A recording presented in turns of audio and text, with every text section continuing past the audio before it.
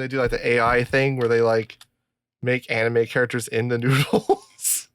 Oh Lord. That's a thing. That's cool. I mean, how do you do that? I think it's a similar thing to like you know how they had the Apple with that Toho Apple, whatever the fuck it's called. Oh yeah. It's a similar thing to that with like the paintings. Bad Apple. The Bad Apple one. Okay. Where you just like take a frame or a picture and then like do doodles, I guess, and it will like generate that. There is a lot of this. A lot of it is porn. But there's just a lot of just people Mom's spaghetti doing this with spaghetti.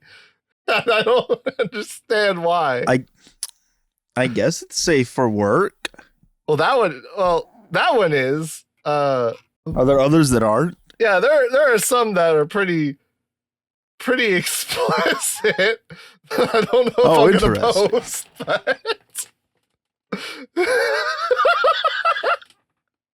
what the fuck is this? Are you okay? Yeah, I think you're lost in the sauce. He's gone Joker on us. I'll post this as a spoiler, I guess.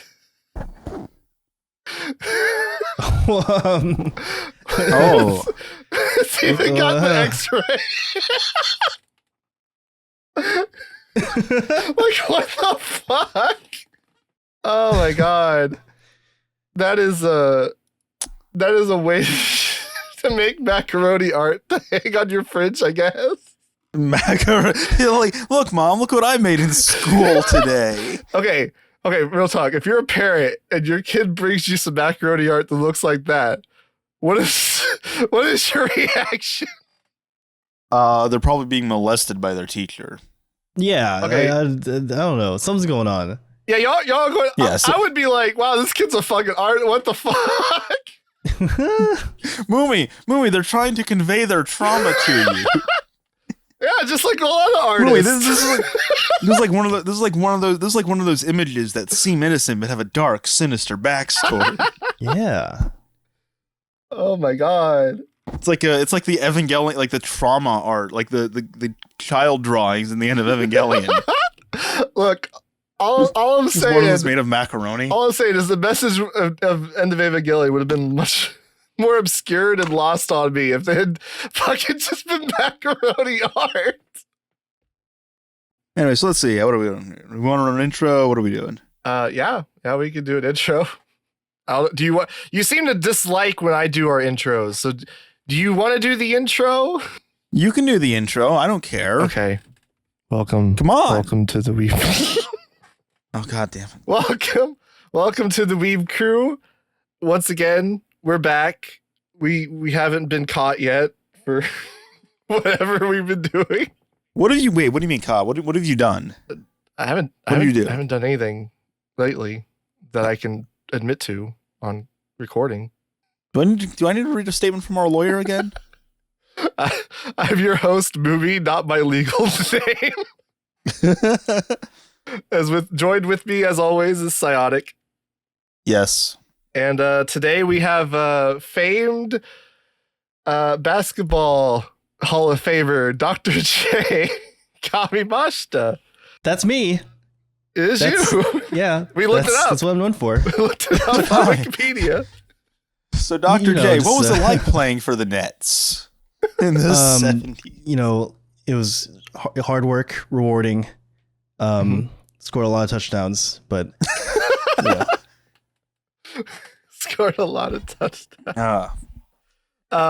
Yeah. So you should have messed his name up in the intro. And like, our guest today is Kamimashita. Kamimashita. I thought about doing that and then I forgot about it. You forgot about it. I mean, technically, I'm the one that's supposed to mess it up, but true. You know, I guess it is. It's true. okay. I flubbed it. It's okay. We all bite our tongues. It's stuttered. So I guess we gotta start off by addressing the elephant in the room. Why didn't you have me on the Art Debate Awards? You weren't there? No, I wasn't. Your picture is like in our promo marketing stuff. I know. Does that make me the most infamous individual that I am now the only person that's been featured on the R Anime Awards that was never on the R Anime Awards. That may not even be true. I'm going to believe it's true because it makes me feel better. Well, it's funny because it wasn't this past year's, it was the year prior. So would that be 2022? 2022. Mm-hmm. We were invited to do a present some award. I forget which one exactly. But Mumi, in his infinite wisdom, does not check his email account. No. That's not what happened. So I do check the email, but the problem was it got like marked as like spam, I guess, because like I get a lot of emails from like Reddit, and so like I guess it tagged it as like Reddit because like the Weeb Crew like Reddit account is tagged to that email, and like I guess since it gets like so Gmail many. Thing? Huh? Did it do like the Gmail thing? Like, did it do like the Gmail thing where it just like put it in like a different like tab? It did something because I never got like an actual, because I get like notifications when I get emails on that account. Yeah. And like I never got one. But then like I don't remember, I think I'd posted something and I was looking for something and I searched Reddit on there. And then that was like the first thing that came up was like invitation. And I was like, what the fuck? And this is like 2 months later. So I was like, what the shit is this? I was like, I said something back because I felt so fucking bad because I just fucking blew it off and didn't actually respond. I don't know. Well, I will admit that might have been partially our fault, just because one year we were like experimenting with using like MailChimp, which is this like mass email service. Mm-hmm. And I think the main problem was that it kept putting it into people's spam folders because it was like, the hell is this? I don't want this in my inbox. And so yeah, that might not be your fault. Okay. So I apologize. I assumed it was because of the Reddit thing, but it could have potentially been that. Because I get a lot of emails from that are tagged as like Reddit stuff. I see some of them in the spam, but it could have been that. So that makes me feel better that it wasn't just me, potentially. It may not have been just you. But yeah, then I was on the R Anime Awards because you all had Gil and Jaden on last year, 2022, to do the short films category. And then I guess Gil got invited. Jaden couldn't make it again this year. So, and Gil, I mean, we always just watch everything in the short films category anyway, because it's like 2-3 hours of work. It's very easy, as it turns out. And then I was on, and now here we are. Now you just got Sai like flexing on all the people that had to watch fucking like 12 seasons of Aikatsu to watch the movie. So how does that work, I guess? Like, because we were talking about this, like, so for the R Anime Awards, being on the jury, you have to watch how much anime from a given year? You know, I think we sat down and quantified it one time. I'm not exactly sure what the number is, but it's like, it's a ridiculous amount. It's like 10 or 13 cores total by the end or something. Holy shit. Yeah. Because not only do you... So... the whole kind of like point, the whole gimmick of the R Anime Awards is that every show has to be watched to completion before you're able to rank it, which is, you know, what we found to be the kind of problem with Crunchyroll and other awards where like the Oscars too, right? So like, right, yeah. A common thing in the Oscars is that they just get their kids' opinions and stuff of what to vote for best animated feature or whatever, and they don't actually watch the thing themselves. So we thought if we could actually get everyone who's watched everything, give everything a fair chance, it'd be cool.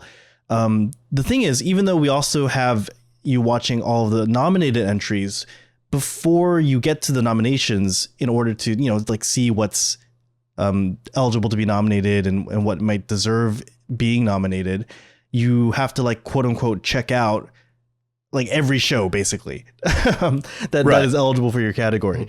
So you end up watching a lot of crazy, wacky stuff, and a lot of it. So it's an ordeal for sure. I guess it would be interesting if y'all had like 2 panels or like weighted panels or something where it's like you have a panel of judges that watch everything, and then you have like a panel of judges that watch everything, but like even if it's like out of context. So like they're now rating like the Aikatsu finale movie without having seen all the rest of Aikatsu to judge it as a film on its own. See, yeah, that's been an idea that's been thrown around, actually. It's because right now the biggest problem we have is the fact that it's too much work. Like you just can't expect everyone to watch so much every year. So that's one of the things. I mean, we try to like cut down on the prerequisite load as much as possible. We offer like truncated manga stuff. So, it's like, God forbid, the one time that like One Piece finally ends and like is awards eligible. I don't know what we're gonna do for that, but yeah, that's definitely a struggle we have.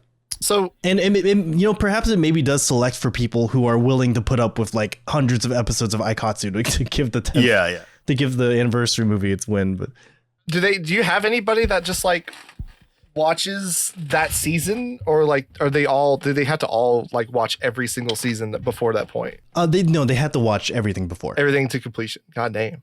Yeah. That's a lot. So for next year when Boku no Hero like 7 becomes eligible, you'll have to watch 1 through 6 in order to have a vote for the ranking. So I guess when I'm not sure the process like behind the scenes before that, like when they do like, are you having to watch like everything that is nominated, or like do they have to watch everything that they are like to nominate it and then they have to watch, like how does that work exactly? Okay, so say that you are a new juror and you've joined the slice of life category, right? Okay. So you fill out an application, you do pretty well on it, and you get placed into the category. Yay, happy.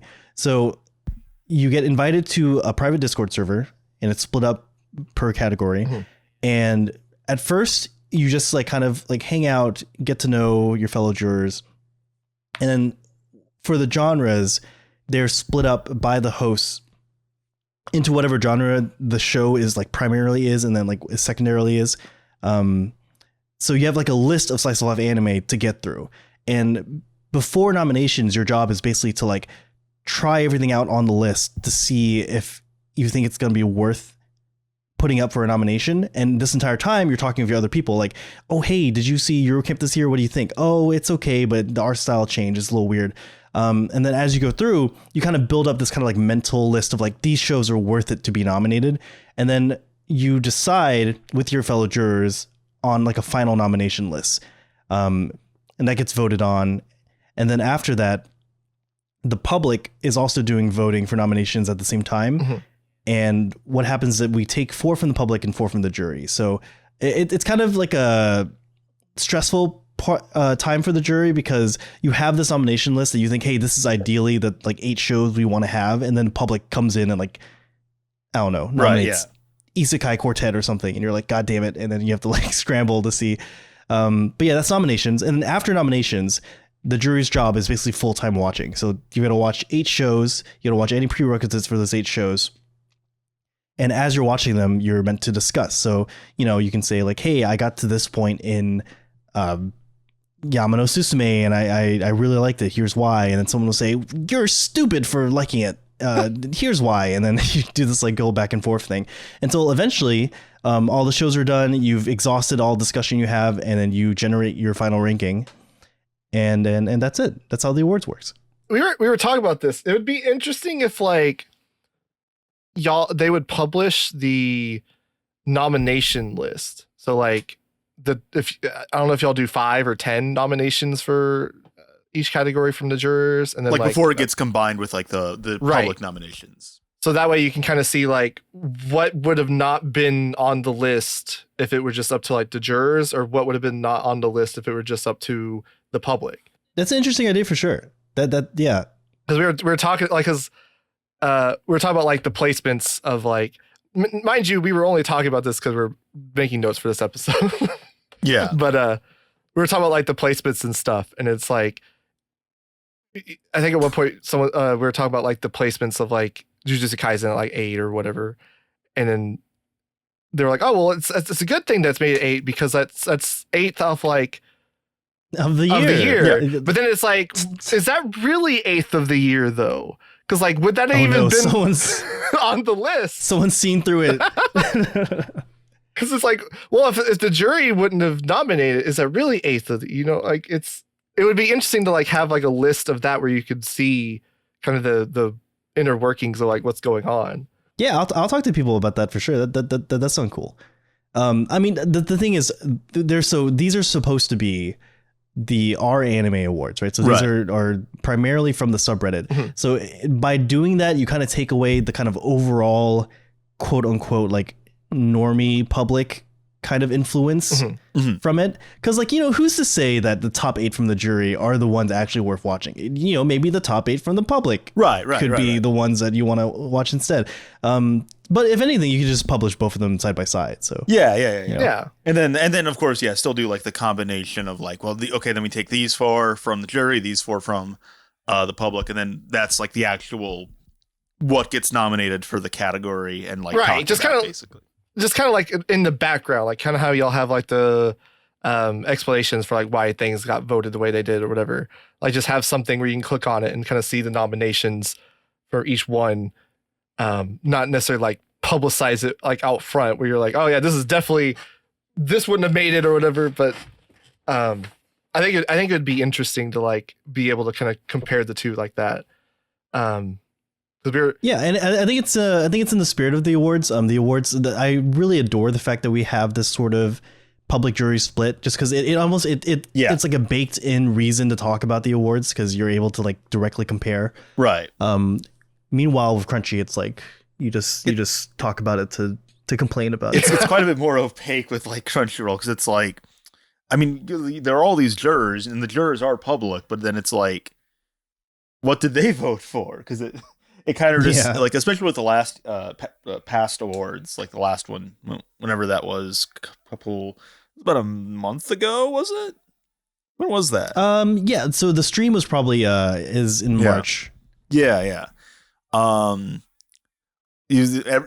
basically just Jujutsu Kaisen sweep, and it's like, okay, how did that break down? Was that just because like the public vote was like overwhelmingly in favor of Jujutsu Kaisen, or was it because like the jury vote was? I think they do say like, what is the split between the jury and the public? Because I think it's weighted more towards the jury now. Yeah, it's like 60 or 70%, I think, of the jury. Yeah, and like, but the jury are like they're sourced from the public. Like it's not like you got like Megan Thee Stallion like. Well, no. I don't think Megan Thee Stallion. I don't think Megan Thee Stallion was Sunny Boy in the jury. I think it's like just the host. Yeah, she was just like a lot of like podcasters and a lot of like people who just like work in like the journalism industry. I think. Yeah, because we actually went through and looked at like the judge list. Right. Or whatever. It's because like who are some of these people? Who are you? There was one woman, one Japanese woman who seemed kind of base because like her profile, because they also do like profiles for all of them, and this woman just had like, she watches like 100 episodes of anime a week, and I'm like, excuse me, what the fuck? Oh man. But I guess given that if she's like Japanese, you can just watch that shit on television and have it on in the background while she's like, I don't know, working out or whatever. Yeah, it's not. It doesn't seem like it'd be much different from us like watching fucking like Halps or like The Simpsons on the background. Yeah, just have that shit on. Yeah. But I definitely do agree that like having that split between the jury and the public vote and having like more or less 2 separate awards for each category, it is more interesting. Whereas we watched the Crunchyroll Awards on stream and we were just kind of like, oh man. Yeah, that was... What's gonna win this time? Jujutsu Kaisen again. It's the best slice of life anime of the year. Why was it even nominated? That's the thing too. I think the split not only is it good for discussion, but we also seek to like recognize the most anime as possible throughout the year. There's a good variety. So this is nice. Exactly. Yeah. And that's what I would like to. I mean, it's good variety. Gives us more opportunity to like reach out to creators and let them know that, hey, your thing won. Yeah, that's always cool. We don't let them know if it's won public, but right. Nobody cares. I think that's always cool. It's like seeing like the replies y'all get from the people you reach out to, letting them know like, hey, you won this award. Yeah, we've gotten some crazy ones. We've gotten some that maybe we shouldn't have. Like we got one from Junichi Sato. Wow. But you won't see it on the actual acknowledgement. Yeah, Junichi Sato, famed Mahou Shoujo director. But also when he sent the email back to us, because like we were very like kind of scrappy when it comes to reaching out. We like look everywhere for like Instagram DMs and Twitter and right. emails. So we found his like somehow like his like personal or like kind of like hidden email. We reached out and he was like, here's a comment, but also like, hey, don't contact me. What are you doing? It's like, we were like, okay, sorry about that. But yeah. Well, see, it's better to apologize than to ask for permission.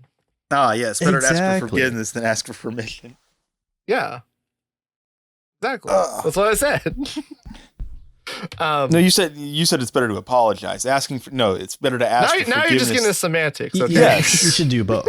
Yeah, because we were talking about like that split and like how it's like it's kind of funny how it's like almost completely flopped almost every year. Not flip, not every year. There was in 2018, every single category that Bunny Girl Senpai was nominated in got last in the jury, which is funny. And I think the reverse happened too. I think it won everything it was in the public. So that was sometimes you have years for that. Yeah. Do you think there's like the public really likes Bunny Girl? Do you think there's any kind of like specific reason for that? Like, is it just a matter of just like, okay, I guess like watching your video talking about like the manifesto or whatever of the R Anime, your R Anime Awards manifesto, that video. You're kind of talking about like the process of like how you kind of get brought in and then like you start talking to people. And they kind of like give you insight as to like how they kind of judge things, I guess, like as far as like, oh, we kind of look at this or we look at it this way, and then you kind of have like a debate. Do you think there's any kind of like, do you think there could be any kind of like homogenization as far as like, if you're having this debate process, like at what point is it like, I guess it's also like me just kind of wanting some insight or clarification as to like the debate process, I guess, how it goes. Like, is it like you're debating like 7th place versus 8th? Because the example you gave was Memento and like Mirocho at 4th and then the one at 3rd. And it's like, are you doing that for like every show? Do y'all like, as a jury, are y'all deciding what placement gets what? Or are y'all like submitting a vote and y'all are just like making a case for a show to be number 1? And like, at what point is it like, if y'all are debating each one, at what point is it like you just kind of like concede because you're just like, okay, it's been 3 days, I don't want to keep debating this or something like that. So part of it is definitely selection bias. I mean, you have this kind of group of people who are willing to first fill out this application, which can actually be pretty daunting. In the past, it's been kind of hard. And it's just like anime related questions. So it's like, I think one year we had like compare 2 anime, one that you thought was good, one that you thought was bad. Why? We had people like analyze an opening one year. There was just like this random ass opening that we found out of nowhere that was like magical girls, but in space or something like that. That sounds kind of baller. Yeah, it was really cool. We had a lot of cool analysis from that. So from the get-go, you have these people that are like more into anime, right? They're like willing to do this. And then like after you do this application, you get put into this Discord server and you like talk about anime for like months at a time. So like from the get-go, already kind of like these people probably will have a specific taste, right? And then with the discussion process, it's not so, we literally don't just go down and say like, hey, what should be first? Argue about that. What should be second? Argue about that. We do a ranking. We used Condorket, which is like this like fancy algorithm voting system that I couldn't really explain to you because it's like mysterious. Sure.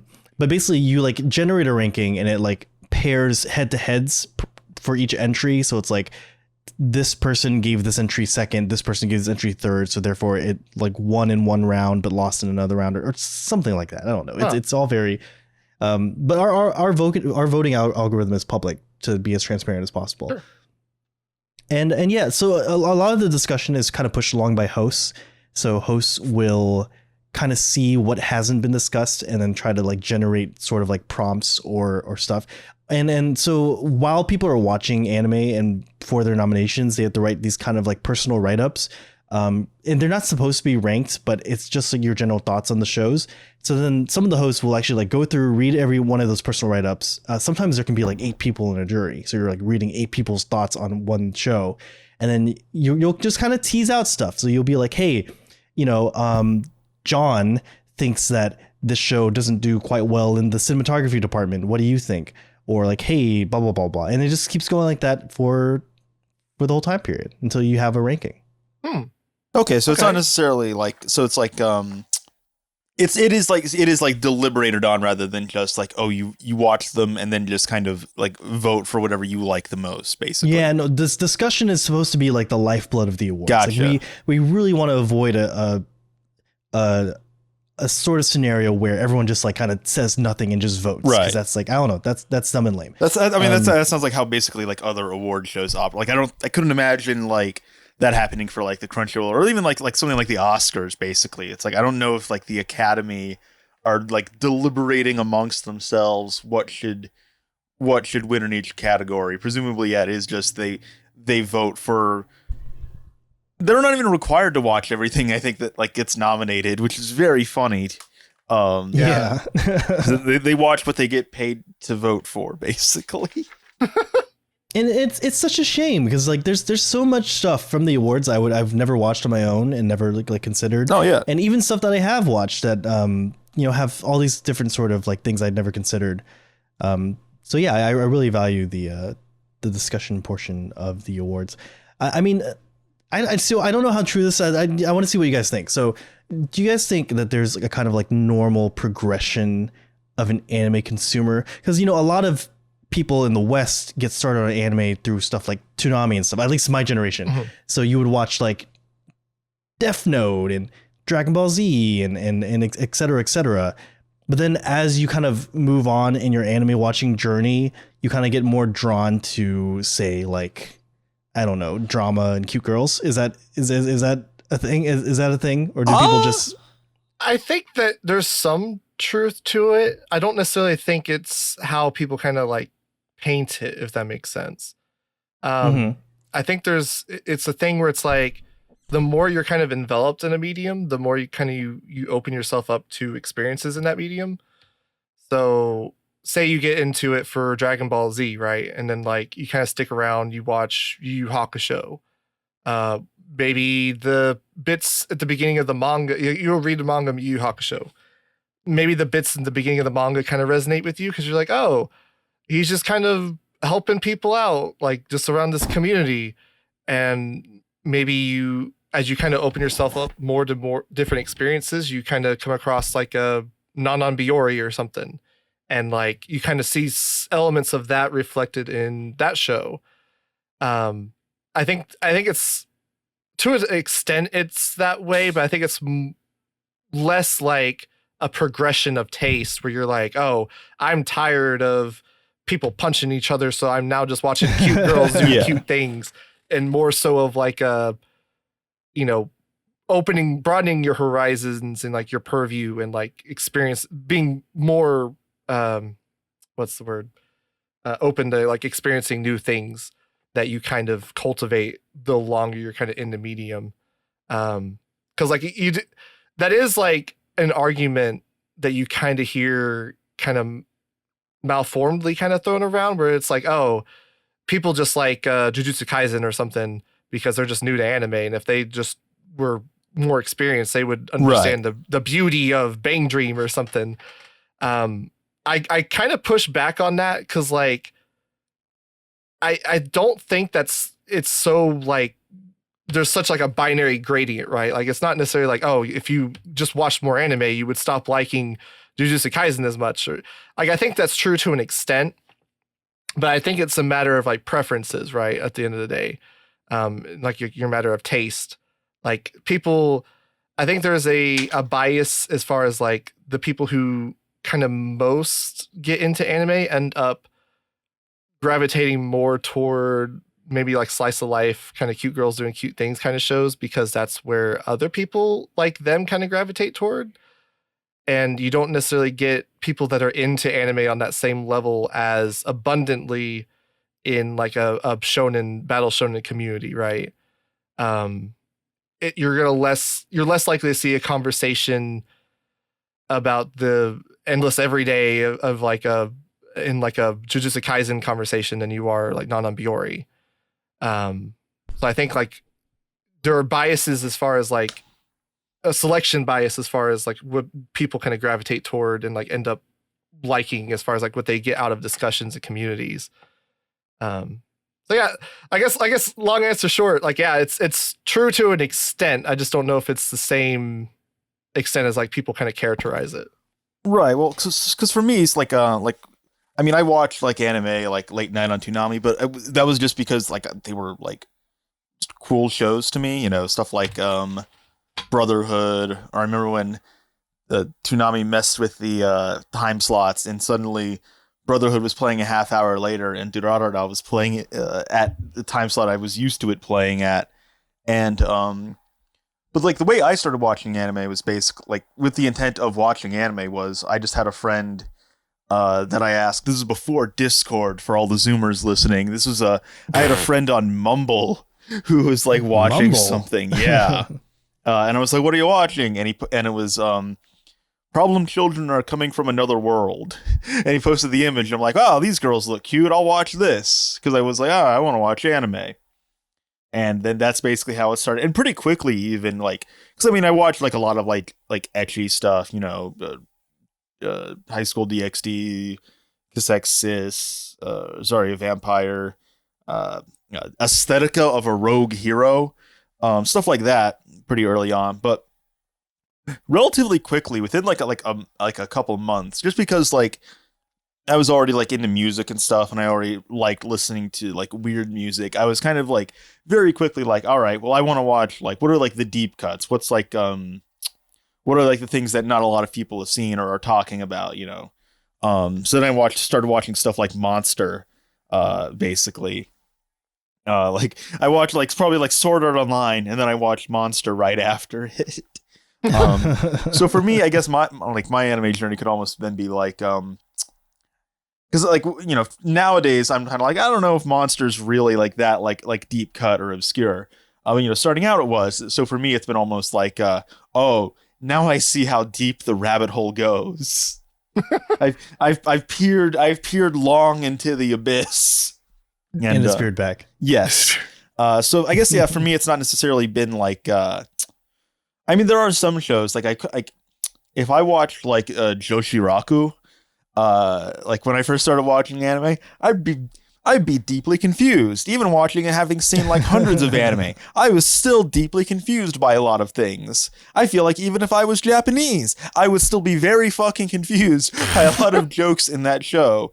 So there are things like that, but I also think that there are things that I probably wouldn't be able to appreciate still, like you know, even just like ordinary seasonals to an extent. I think that you can get to a point when watching anime where you kind of just get dismissive of just like whatever the fuck is like airing in a season. You're like, nah, none of this looks good. Whereas well, I think in that's my more experience, of like I was gonna say I think that's more of indicative of like running out of time, essentially. Like you have a limited amount of time for you to do. I don't necessarily, because like I can kind of get that way, but it's like more so like to I an just extent, like yeah, like balancing that scarcity, right? What I've always said is if I had like infinite time, if I could basically just like if I had a USB slot in the back of my head that I could just plug into my computer and like more or less experience an anime, the ultimate speed watching of watching an anime in like 5 seconds basically, but you're still like from your experiential perspective, it's still you're watching the whole thing. Mm-hmm. And that like would enable me to basically then be able to watch everything that aired in a season. I probably would do that. But you know, because I can't. Would you though? Like a lot of stuff that airs is really bad. Like I don't know why you would do that to yourself. So or you just it's, I guess as somebody, because there's been seasons I watched like almost 30 shows, right? Right. And like of those 30 shows, granted there is a selection bias because I was interested in those shows from the offset, like before I even picked them up, right? And of those, I'd still say like I enjoyed to some extent like most of them. Did I enjoy most of them where I would choose to keep watching them or pick them up if like I had to worry about like after the fact? Yeah. Yeah. Like if I had to worry about like the scarcity of like, oh, can I watch bottoms over, fuck, I don't, there's like a right? a FOMO at play where it's like either I watch the show as it's airing or I'm never going to come back to it. Yeah. Mm-hmm. But yeah, I enjoyed a lot because there's a lot of shows that like you watch and like you can get enjoyment out of it. Like the bottom 50% of the shows I watched in like summer 2013, I still enjoyed them and there's still like elements to appreciate. And there are things I would, even going back now, I would appreciate more so. Like recently, I think it was Phenom Sage's server did a group watch of Orewa Twin Tails. Oh yeah. And that was something when I initially watched it.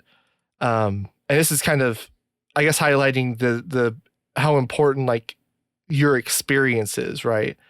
Because when I initially watched it, that show is kind of infamous for having its fucking like meltdown, right? Where like there's just episodes that were just like the characters were melting on screen, and like that kind of took over a little bit of the conversation. Where then like the focus is now less on like the concept and more on like how the fucking these studio drawings is are getting really rough. Yeah.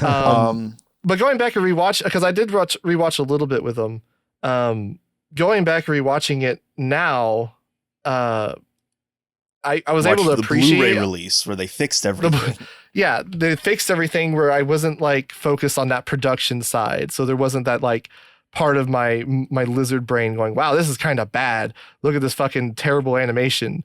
And I was able to just like kind of absorb what it was talking about and like the themes it was kind of going and exploring. Yeah. I was able to take much more out of it now with the experience I have. As far as like it's kind of commentary on like these different kinds of otaku circles and communities and stuff like that. And that was if I can find it real quick. Oh yeah, that was a show I gave. In fall 2014, I watched 30 shows. I ranked that initially as number 19. So it's like there's still a lot that I would probably enjoy or appreciate. I think dismissing shows just based on like the offset of like in this like idea of like, oh, most shows are going to be, bad. Like the whole, was it Sturgeon's law? It's like 99% of everything is shit. Like I think adhering to that can like make you dismiss things that you might end up really enjoying. Yeah, because my mindset, because like I do a lot of group watches in our Discord server, we just watch random stuff, literally just select random things. And what I've learned from that is that I am very bad at being a judge of character.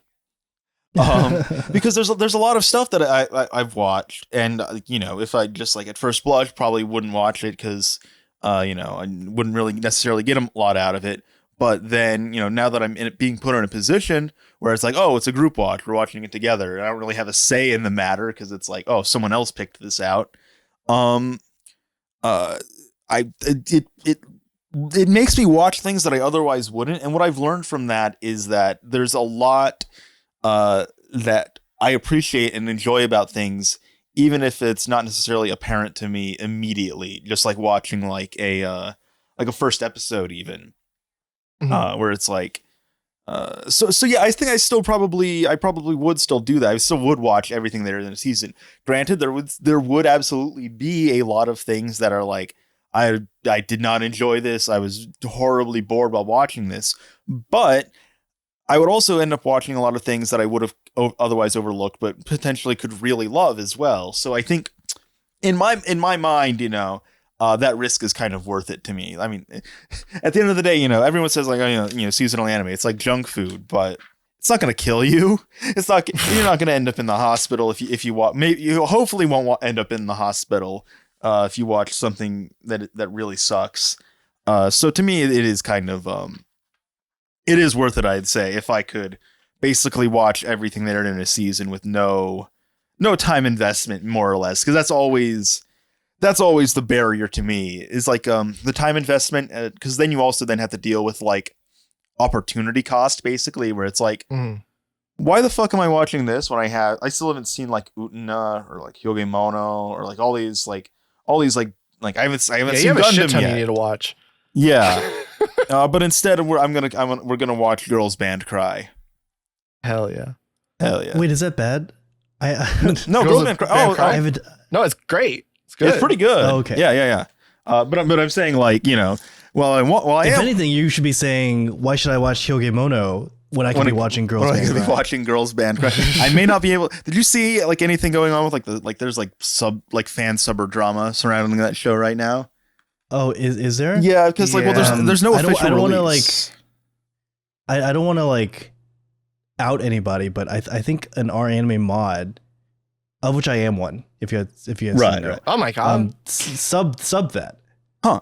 Yeah, because there's like a whole like thing where it's like someone subtitled it but only put it up on AniList, and then presumably then someone then took those subtitles and put them on the Nya, but they like said they were machine translated when they may not have been.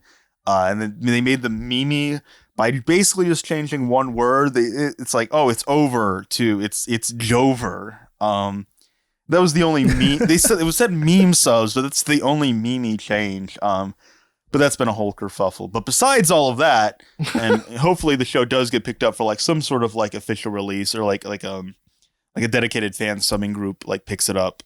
It's pretty good. Pretty good.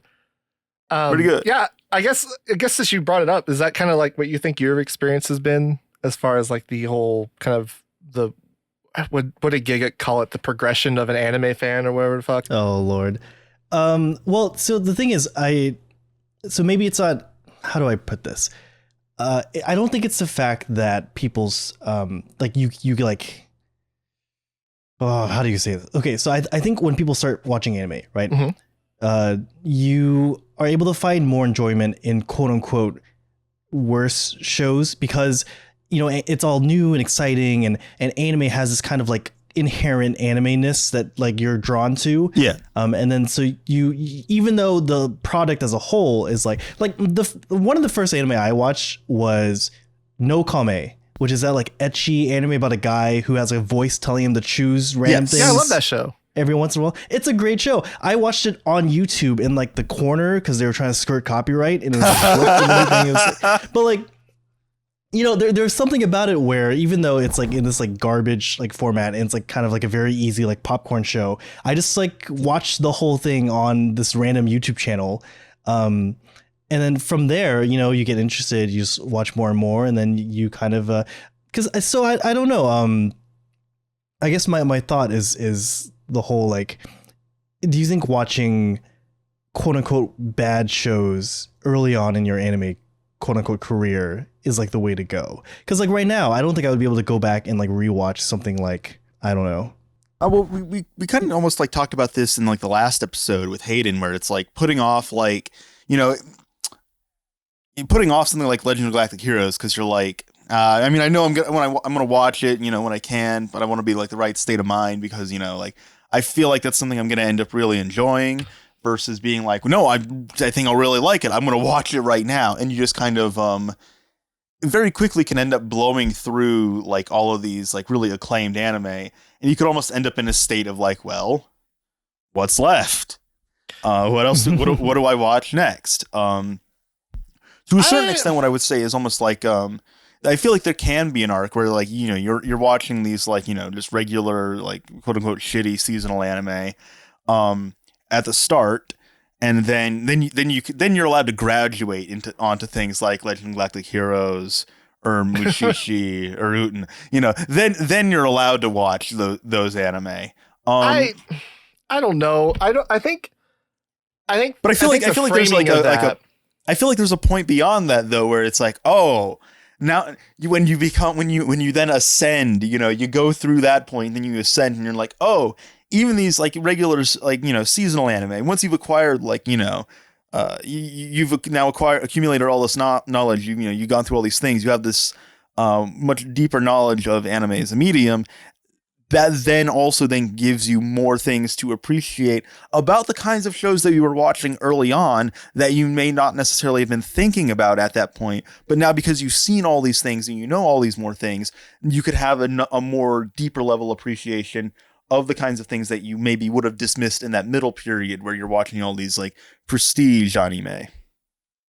And generally that's like production stuff, right? It's Yeah. like, oh my god, this Ushio soundtrack coming up paired with the Utapon cubes. Yes. It's Yeah, like- yeah. You become Kobayashi backgrounds. you get really into like Sakuga or I would generally kind of, I guess, like push back on the framing of like watching bad anime versus good anime, and because I think it's like that's too much of like a binary, I guess, as far as like approaching. There's nothing objectively bad or objectively good Yeah. about anime, blah blah blah. But like even outside of that, like because a lot of it's going to be like a matter of preference, right? Like you Sure. could watch Samurai Champloo and like when you're younger, and then like when you grow up, you're like, oh, that was kind of a bad show. Like I don't need to be associating myself with that. I need to associate myself with Legend of the Galactic Heroes. Like it's all kind of relative in that way. I don't necessarily like. It's a matter of like taste, right? As far as like right. appreciation and experience. So like your life experience, what shows you watched, all that.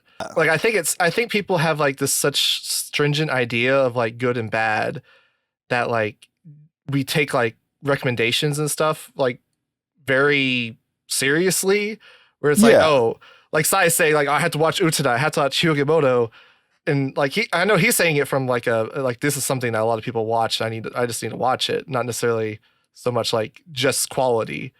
Right. But there are people that are like, oh, I can't watch. It's kind of like we were saying, like I can't watch this show that's probably going to be like okay, like as a seasonal, because I need to watch these good shows. Like I feel like we kind of need to move away from that mentality. Like as much as like I fall prey to it with seasonals, just because like we have like no time. Like right. We all have jobs here. Yeah. Despite that, like I feel like that's a mentality we should, because like it cultivates this weird idea of like media and like enjoyment and like what is good and what is not, when like in reality you could write an analysis on like, think of like the worst show that you've seen. You could probably, if you really wanted to, you could probably write some kind of like really deep analysis about aspects of that show. Sure. It's not a matter like it's purely just a matter of like preference and like what kind of resonates with you. And like this idea that we have to like what it's a community thing, right? Where it's just like, oh, you want to be involved in this conversation about this show that people are watching because it's good. And so the idea that it's good kind of promises more discussion because there's more to talk about because it's a good show. Right. Which for sure, you could talk about anything really. Like, right. Well, it's kind of like my mentality now is like, I'll watch whatever, fuck it, I don't care, nothing matters. Yeah, well, let's see what happens. Put on something just completely random. I don't know what this is. Sure, let's go with it. So because I don't know. I don't know, because like I can be completely blindsided by something, being like, oh, this is actually really, really interesting. I think you're correct in like people are more willing to watch things that might not necessarily be to their preference when they're new, because they're just trying to find their preferences still. Yeah. But I don't. The idea like they're watching something that's bad, it might be bad to them, but like it's not. I don't. No, yeah, for sure, yeah. And like when I was describing, like I was trying to come up with a quote unquote bad example, and I just couldn't, so that's why I just moved on. Because I was like I was gonna say like Death Note or something, or like say like a lot of people get into anime through like Bleach or what, but Bleach and Death Note are like beloved shows, and they aren't necessarily like bad. I mean, they have their flaws, but you wouldn't fault anyone for having their favorite show as like Death Note now. Yeah. Like I mean, like I'm not the biggest fan of Death Note, just even before like the last like third, where then they just start introducing all of these other characters, and it's like, what the hell has happened? Who are these people again? I do think Death Note's a very interesting show, though, because then it's like, I think we're like, okay, well, there's all these different sorts of, again, you talk, it's like a survival type story, there's all these different like social, political aspects going on with like the, Koizumi economic reforms of like the 2000s, and how Death Note can kind of exist in response to that. So there are even beyond just like I think this thing is good or bad, I enjoyed it or I didn't enjoy it. I like to look at things sort of like outside of that, and I'd be like, well, okay, this is actually kind of interesting. This is like talking about, even if I'm like, I don't really like these characters of this story or whatever, I'm still like, okay, well, there's still like interesting things that it's like talking about or are being invoked implicitly. Yeah, and that's why I really appreciate like Joe's content, and I've talked about that because like something like Onegai Teacher, like I watched that in like 2004 or something when I've been like 12 years old, and like I just thought I was like, oh, this is some trashy kind of girlfriend thing. He's want to date his teacher. Just I had no deeper thoughts about it. It was just kind of like, oh, it's just whatever. And so like when I got back into anime like 10 years later, I just had the idea of like, oh, that was that kind of trashy show I watched a decade ago and it's not worth going back to or whatever. And that's a show that Joe really, really enjoyed and like made a whole video talking about, what he appreciated out of those shows. So like, I think people can like be dismissive of like experiences they had when they were younger and think like, put them into those boxes of like, oh, this was a bad show because I watched it at 12 years old and thought it was bad or something, when it's like not necessarily like you might, if you went back and revisited it, you might enjoy or appreciate a lot more out of it than you used to. I guess it's almost like the challenge of like, give me something that you think has like is like bereft of value almost, and I'll see what I can find basically. I like having like almost like that mindset, especially because like anime to me in a lot of ways it is very disposable. It is very like pulpy. It's almost like I almost think of like exploitation media like as like an American equivalent, or like your pulpy science fiction, horror, romance novels, all that sort of stuff. And a lot of people are dismissive of those sorts of things, even though they also, form the backbone of so much of what informs, like American cultural media identity today. And it's the same thing with anime, where it's like, this random anime, sure, at first blush, it may not seem like there's a lot going on, but it is coming from a very specific time and place, and that is by its nature sort of informing different aspects of it. So I guess because I often see people be like, well, this work of art has like nothing of value going into it, and I'm like, hold my beer. That's kind of my perspective on it. Yeah, like I mean, since it's such a subjective medium, like all art is, right?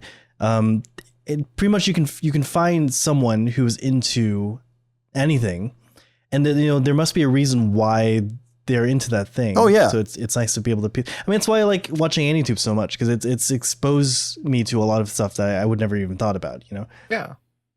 Yeah, I feel like we're kind of similar in that way, where we both kind of really value like different perspectives and different people's perspectives.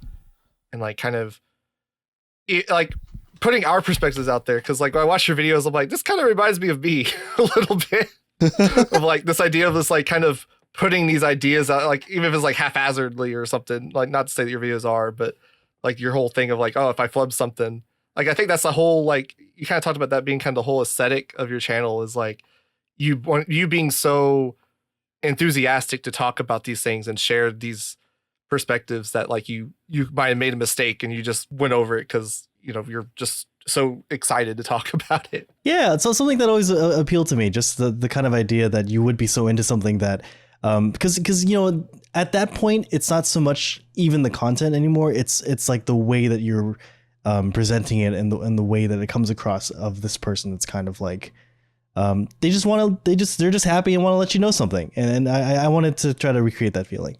Yeah, it was interesting because like watching that, like we had just recorded with Hayden and we were talking about like channel aesthetics there. So when you start talking about like why you chose Hachikuji for like that guiding light aspect and like the whole, like I was like, oh, this is just what we talked about literally last week, which I guess kind of goes into a conversation we had, which wasn't recorded, about fucking the cyclical nature of discussion, but that's a whole other can of worms. Okay. That's what I've learned. That's what I've learned after doing this podcast is every conversation we have is actually the exact same conversation. Just different characters, different lenses. Different characters. No. Isn't that life? But no, I mean, even if it's you touch on similar subjects, you're always touching on it from a different perspective. Right, of course, yeah. That's why we have guests on this podcast. Yeah. because we're the same. Because we would just be otherwise, you talking about just say the same shit. thing every episode. It means to be the fucking two old men over there that just say the same thing every week, and then, God.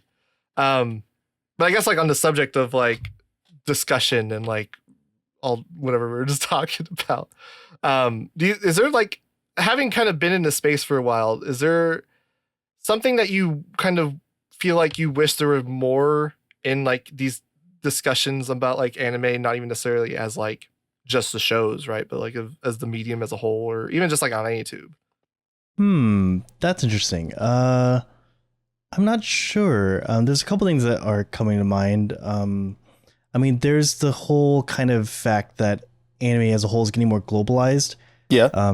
As a moderator of our anime, it's been kind of tough actually keeping up because, in the past we had this very strict definition of anime. It's our original definition is like made by a Japanese studio, produced in Japan, made for like a quote unquote Japanese audience, like whatever that meant. Right. Right. So then we had this whole incident where someone tried to post Shelter. Oh, the yeah, music yeah. video by Porter Robinson, and that just like blew up, and it didn't like theoretically fit the definition of what we had for anime back at the time, even though it's like animated by A1 Pictures, right? Right. So we removed the post, everyone went crazy. Like half the mod team resigned, and then the new mods put it back up, and we had to change. So like as anime is getting more and more like international recognition and international partnerships, we're having to kind of like work around exactly what anime means, right? Because there's something particularly like Japanese, I think we would agree, about anime. So we don't want to lose that, but at the same time, we're getting more and more productions like Scott Pilgrim. Yeah. That kind of blend the two together. So it's been kind of hard to work with that. So that would be kind of cool. Some more discussion about that. But in general, I'm just really liking the kind of wide variety and stuff that exists out there. Yeah, we actually kind of talked about when that whole Scott Pilgrim thing happened. We had a big thing in our server where people were talking about specifically how my anime list was defining anime. Yes. And how that was the big point of contention around all that. It's seemingly from the. Is it not on my anime list? It is Nope. not. No. Nope. Yeah, Which, that was to us. Yeah. We talked about this pretty extensively. Like to us, like from our perspective, that seems like contradictory, right? Because it's like, well, why is something like Fully Coolly Progressive, which was produced by William Street, or what's the other game? I mean, there's so, like, there's all so those many like Wolverine superhero and like ones. Yeah. yeah, like those. Like why are those all considered on my anime list, but not like Scott Pilgrim? Just because like it was originally it's written kind of in collaboration with the original author. We're gonna do this all again when the Rick and Morty anime comes out. Oh Hell Lord, don't yeah. remind me. But like we talked with somebody who was previously a database mod, and they were kind of explaining I can't remember the exact like nuance. It was something to do with like how they initially like defined these things was just fundamentally different from how we define it. So like when they're defining it and like outlining it in their their guidelines, you initially look at it and you're like, well, that doesn't make sense. Why would this not be here? But the way that they kind of define the smaller parts that they're not defining in those guidelines, it's like if you break it down that way, you're like, oh, okay. Like what you read between the lines. Yeah. So then it's like, then it becomes consistent, but it's still kind of dumb. It's just kind of like, it's like it's the issue you're always going to run into, where you need to have some sort of rigid like binary definition of this is anime, this is not anime, and you need to set that hard line somewhere, and naturally you're going to include some things that are weird and exclude other things, and it may not necessarily make sense to everyone, because I mean, anime are not made with like no one making anime is thinking about like how my anime list defines, and like that's not something that ever is like factored in. It's always like this is just like how we're making it, basically. So there's always going to be a trouble when you run into like this sort of like databasing thing of like, is something on the database or is it not on the database, and it's going to inevitably conflict with the messy nature of reality. Yeah, because like nothing is black and white, right? It's just Right. I mean, I think this is a circumstance where you're focusing more on the letter of the law and the rules when instead you should be focusing on the end results and the fact that, you know, the Science Saru produced piece is not included in my anime list is just like on its face ridiculous. So then you probably should like alter the rule. Yeah, I guess that's kind of opens up an interesting discussion as far as like communities and stuff, where like what communities you kind of go into kind of like shape your kind of perspective on that kind of hobby. Like if you're discussing anime on my anime list and you're now allowing my anime list to kind of dictate the, I guess like the guidelines of like how you discuss your hobby, like how that kind of influences how you perceive that hobby, I guess. Which I guess it always interests me, like how that ends up like informing how you kind of like, whether it's kind of like a chicken or the egg thing, right? Like, do you kind of gravitate toward these communities because of the way they interact and like kind of talk about these things, or do they kind of form and shape the way that you talk about it, right? Because like I think about like part of what I enjoyed when I was active on like part of what I enjoyed was like how things were kind of, you had to take it at like their merit kind of thing. Like you would dissect like a point if you were like in an actual discussion or whatever. Obviously things could change. It's been fucking God knows how long, right? 10 years almost. But like you had to take things at their point and like kind of dissect. If you disagreed with like a premise or something like of their opinion, you would kind of have to kind of take it at its face value, because you couldn't just go look at like, oh, well, you've only seen like 10 anime, so you don't know what you're talking about. Like you had to actually kind of work through your perspective and formulate a response to kind of like debunk what they're saying if you disagreed with it. And so I really appreciate that in like just general discussions. And I always wonder like if I appreciate that because I already kind of appreciated that, or if that's something that was kind of formed through those kind of interactions on those communities, right? Like do you have like do you have any kind of like idea of like how, because you talked about how being like involved in like the R Anime Awards stuff kind of has, you know, impacted you as far as like making friends and stuff like that. But do you think that you have like any kind of tangible way of like how being involved in the community, how that has differentiated like how you think you would approach anime and stuff if you hadn't gone through our anime and you went to, I don't know, the AniList forums instead or something? God, I hope I hope no one's dictating their whole life on our anime list forums, but I don't know. I don't know. I don't think I would be that different actually. It hasn't changed how I approach like when I sit down to watch something, how I like consume it and you know, kind of discuss about it and all that. The award stuff is mostly just a sort of like personal, I know these people, and Right. It's to the point where like I know like their tastes. I know like, oh, if this person thinks this way, you know, maybe I'll be into this. Or if this person really hates this show, I know it probably features a lot of X or Y. You know? Right. And it's you know, I do, maybe it does like inform my like quote unquote diet, so to speak. Just because I do use the server as the sort of like, hey, what's worth watching? So, you know, there's maybe some things I'm missing out on that I wouldn't have otherwise if I wasn't part of this community, if I was part of a different community. But all in all, it's just been more just like a like support structure social wise, you know, rather than informing how I approach anime. Or maybe it's informing how you approach anime, just you don't realize it. Maybe. I mean, 100%, like probably like I really resonate with that point you just made about how, you know, like the environment that you're in kind of informs how you approach stuff. But yeah. I don't know. I can't. I mean, I will say that even though we are the like our anime awards, and it's like Reddit based, like, and like the Reddit discussion threads are fun or whatever, but Reddit in general is kind of like a inhospitable place sometimes. So it's kind of hard to, I don't know. yeah, you won't get any pushback from me, even though I don't use Reddit.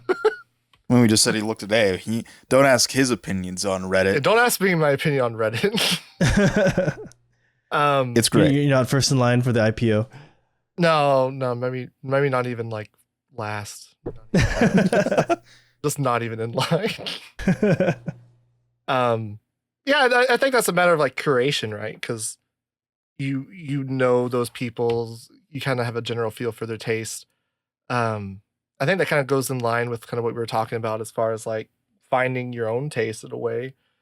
Well, it's like what I was told. I was screaming this at Mumi earlier because he's a stupid piece of. Is that I am of the opinion that the best way to get someone to watch a show is to basically get everyone else around them to watch it and talk about it, because there's always going to be that communal thing.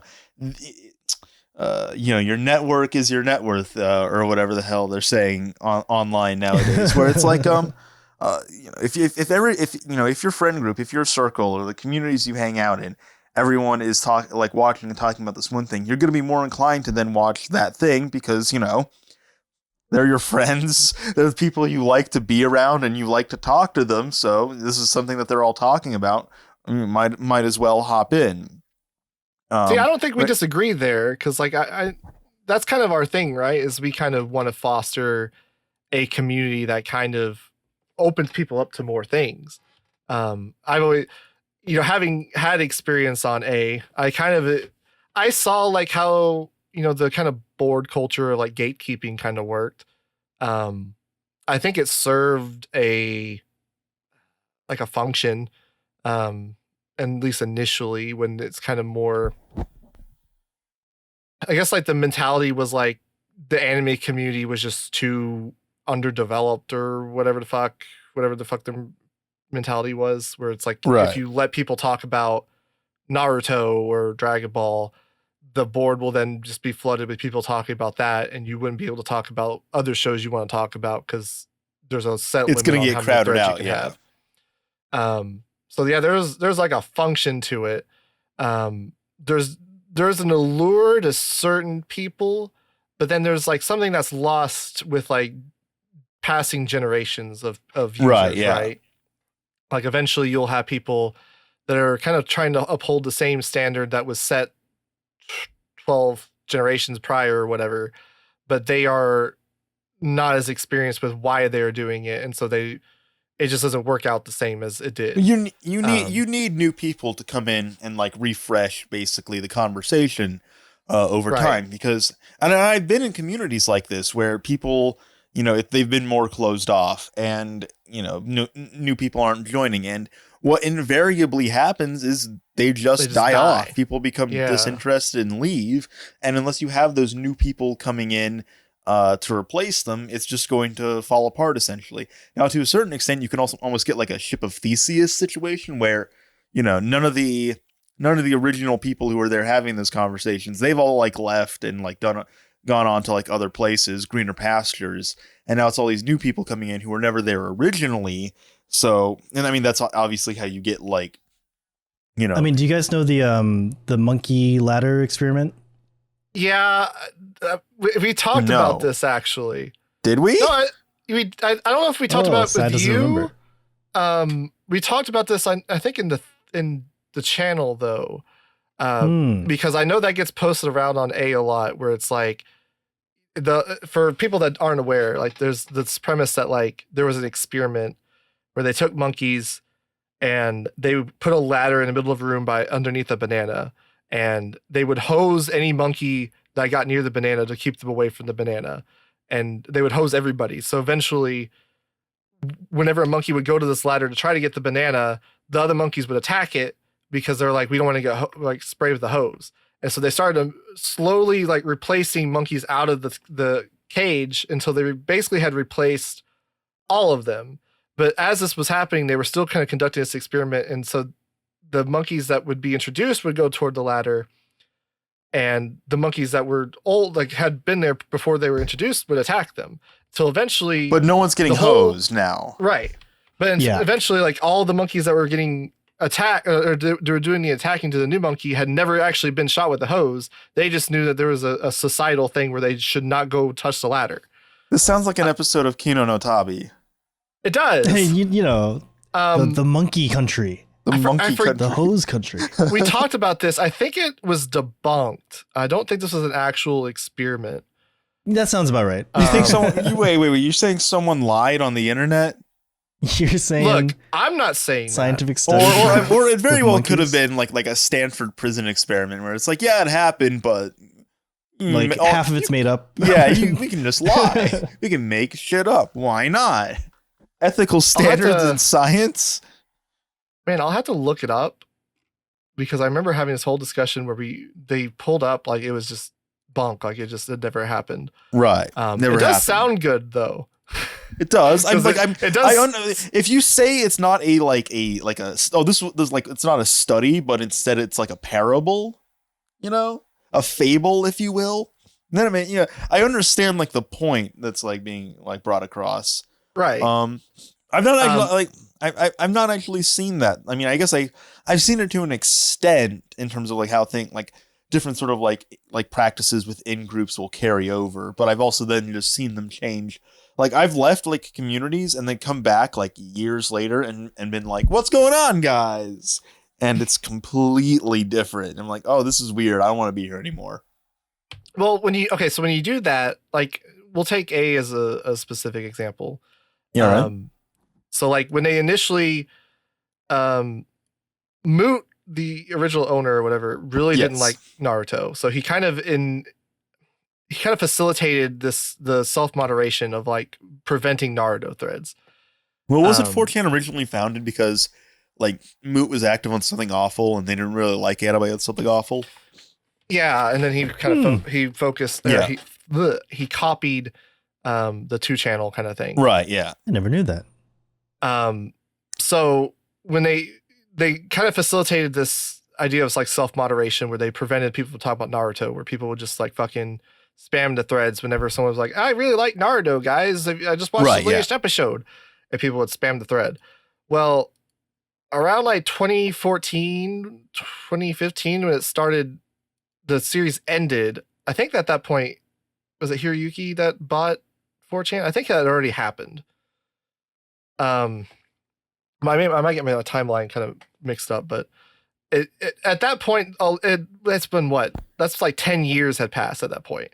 So like a lot of people, there are still people that were trying to like spam these threads, but they're not really. I mean, they kind of get the idea because they're spamming like the copy pasta people fucking made, where it's like Naruto's gateway anime of the worst kind, full of the blah blah blah blah blah blah blah. But like then at that point, you had like moderators who were like, why are we still banning this? Who fucking cares? And so like they started like actually taking moderative action against people that were spamming Naruto threads and letting people have Naruto threads. So like you kind of see like how the culture has kind of changed because people had left, and like there's still people that were still maintaining that, but it wasn't like the kind of widespread thing that it was previously. Mm-hmm. So yeah, I like seeing that, like experiencing like like I understand where they were coming from, because there's a big like no spoon feeding thing on there. They would give you the kind of tools to find stuff for yourself. Like people are like, oh, where's that screenshot from? And it's just like, dog, there's a plugin built into 4chan where you can just click an arrow and sauce now. It'll tell you what it's from. Why are you like asking for be spoon fed for shit? Right. So that kind of weeds out people, I guess, quote unquote undesirables, right? Where you now get people that are engaged with the community and like are willing to learn the kind of board culture, I guess is how they put it. But that only works for so long, really. You're not going to ever like change. You can create an echo chamber of sorts. You can create a space for you to talk about stuff. But like now when like anime is kind of more prevalent and you have more people that are interested in talking about stuff on a deeper level, I don't necessarily think there's a functionality of needing a space like that as much. Much like this podcast, if you don't have new people to talk to, you're just going to have the same conversation over and over and over again until you no longer want to have that conversation. Are you trying to say something? What do you? Is this, what? is there Are you commentary there? insinuating that I am insinuating something about you and you specifically? No. Oh, okay. Okay, yeah. No, that was there was no nothing attached to that. No malice attached to that statement, you fucker. Oh, okay. Well, I guess moving from that subject, on the subject of like bringing new people on, we're not the first people that bring other like content creators on. Not even the second or the third. You had a series. Won't be the last. You had Shitsune going for a while, where you had like a podcast. Oh, Shitsune, yeah. Yeah, you would interview other people. How was that experience for you? It was good. It actually was kind of born out of, so one of the streamers I watch, who's not an anime streamer, I've watched them for so long, like I don't even know how long, like 10 years or something. That's crazy. Northern Lion. Mm-hmm. He's so great. He's very, very millennial energy, but he there was a period of time where he was trying to kind of revamp his channel, and he befriended famed reality show Big Brother winner Dan Giesling, and Dan Giesling had just started getting into streaming and making YouTube videos and stuff like that. And they themselves started their own podcast about basically just like behind the scenes channel stuff. So like, hey, what are you doing in terms of thumbnails in order to drive in more people? Or what are you doing in terms of like overall content? How are you choosing what games you play? And I just really resonated with that kind of idea. And I thought the AniTube community could be a good pool to pull from for those kind of discussions. I've always thought people around the AniTube community were really dope, and I just wanted to see what kind of ran on like behind the scenes, how the videos came to fruition, and that's kind of what birthed Shitsune. Yeah, I think like the AniTube community is basically just, we're all kind of similar people in like a more direct way than just general anime fans, because we made the active decision to start making content talking about anime, right? It's not even just totally. AniTube, honestly. It's like I think it feels almost like there's like what is it, like degrees of separation. I feel like to a certain extent this kind of goes back to like watching anime and talking about anime. I feel like at a certain point in your journey, you're eventually going to end up in a position where you're not actually like that far away from other people who are at that point as well. It kind of almost like it all converges into something that is, well, not necessarily like the same community. Everyone is still kind of related. Like, people know these, like, if you don't know someone, like someone, you probably know someone else who knows someone, or at the very least they like know someone, or like have like stuff along those lines, basically, where it's like, or it's like roughly aware of, right. Yeah. Aware of like other people. Like I think of it like, I have never spoken to any of the guys on like the full frontal guys. But I know like Gil and Joe. I have like friends who have like spoken to them and know them. And then they like know other people. We obviously talk with like Shaves. Shaves has been on the podcast. Shaves knows like Justin Savakis. Justin Savakis knows all these people at like ANN, and it's all kind of related in various ways. Which I think is like an interesting sort of thing that I've come to realize about like anime discourse, I guess, online, where you kind of hit a point where it's like everyone is at least like familiar with certain things, which is interesting to me. I think it's true as long as you're below a certain level of popularity, right? Because there's definitely like a divide between like the gigics of the world. Oh, and, yeah. Yeah. In our low level in the trenches YouTubery, you know. It does. I don't want to say it feels insular, but it does feel like, you know, you'll start to see familiar faces to an extent. Hear the same kind of names over and over again. It's like, why do I keep hearing this like fucking Mike Toole name? Who the hell is that? I mean, Roger Smith hasn't made a video in like a year or years, and he's still everywhere somehow. Oh yeah. Everyone knows Roger. Everyone knows Roger. He's great. He's on a couple Weeb Crew things. Yeah. He's still around. Yeah. I know he's making a video. Yes. Ooh. I don't remember what it is actually about, but he is making one. He is making a video. And part of Shitsune was kind of like motivation to focus on my channel too, because, you know, hearing them talk about like really putting their all into trying to grow something. And, you know, I knew I couldn't be exactly like them because this wasn't my full time like job. Like my full-time job is actually really, you know, stressful and time inducing. Sure. Yes. But you know, I just thought, you know, why not try to put in some more effort and see what happens. And then I went on hiatus for like 3 years. So I think we're kind of similar in that way. Where like you were talking about how you started your channel kind of like a creative kind of outlet. Mm-hmm. And that's kind of why I started when I started making content. Like I was like of the opinion was like, well, I could basically do like anything for work. As long as I have like a creative outlet, right? Like if I'm not doing something and feeling fulfilled as a job, I could make something on my own, like outside my job, and like do something that makes me more fulfilled in that way. Yeah, and diversify your income. So that's always good to get more skills kind of built up. So yeah, when you were talking about that, I was like, this sounds like me. This sounds like why I got into making stuff. And so it makes you realize, like, yeah, a lot of people in the anime like YouTube space or just like creating content on anime in general are probably pretty similar on some level. Yeah. But yeah, it was interesting going back and listening to your podcast with like the different people, because we've actually had half of the people you had on. And so like listening to it, I'm like, having been hosting this for a while, I can hear it be like, oh, this kind of sounds like me a little bit.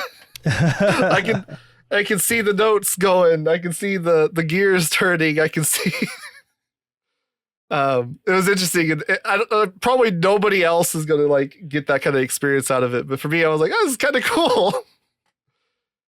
Now you get to be on the other side of that. Now you're not the one that's having to ask the questions. Now it's on me. Now I have to do it. Now you're in the hot seat, bucko. Yeah.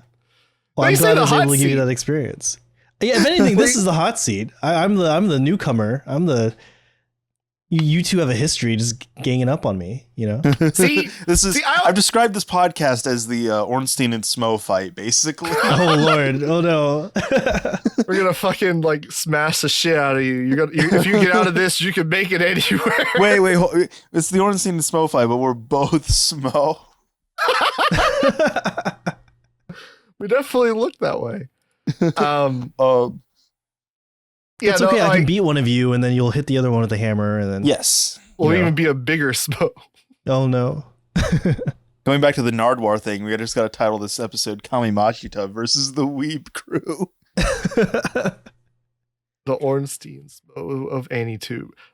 So are we the Ornstein Smough, or are we the Nardwar of Anime? Yes. Yeah. At the same time. Yes. Okay. We're also the Ornstein Smough of Anime is a little cooler.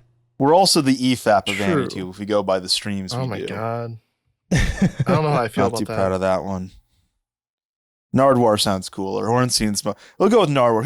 Who dislikes Nardwar? Has anyone ever had a bad thing to say about Nardwar?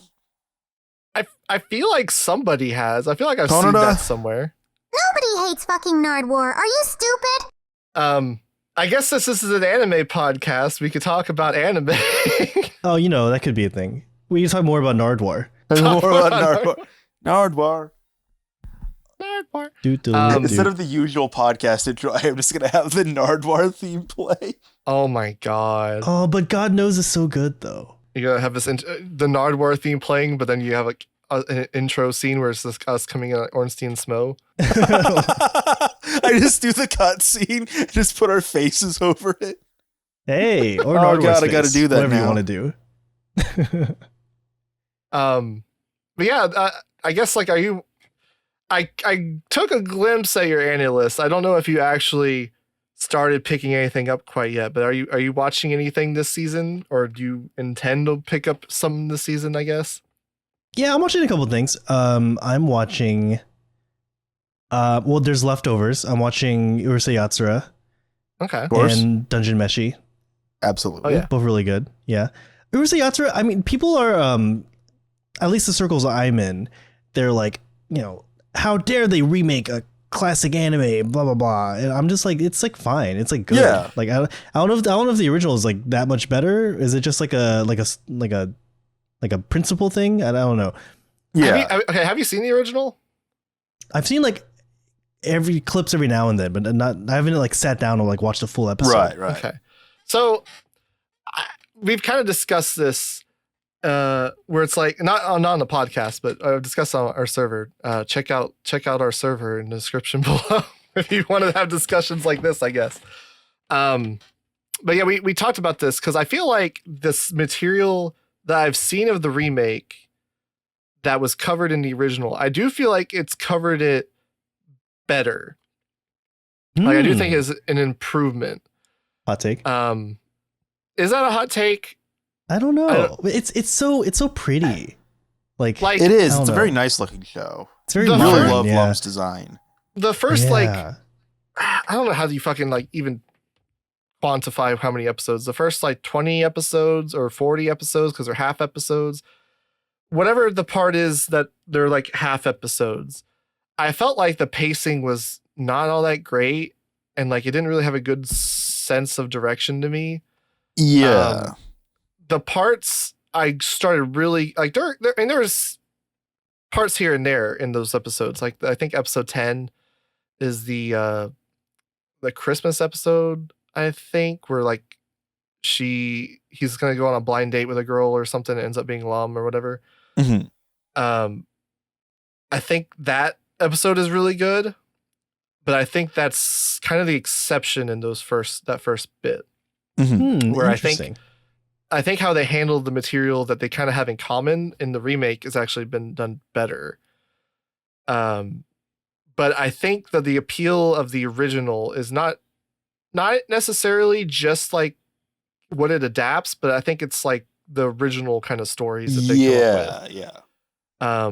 Like there's so many great episodes, like the one where fucking Atu's mom suffers head trauma and like goes through some weird like Inception shit where she just keeps waking up in these dreams, and like at one point she's just dreaming that she has like a fucking what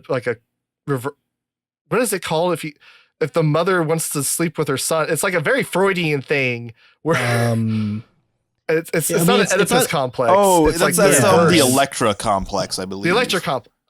Wait, that's from a daughter with her father. Oh, yeah. I don't know what it is.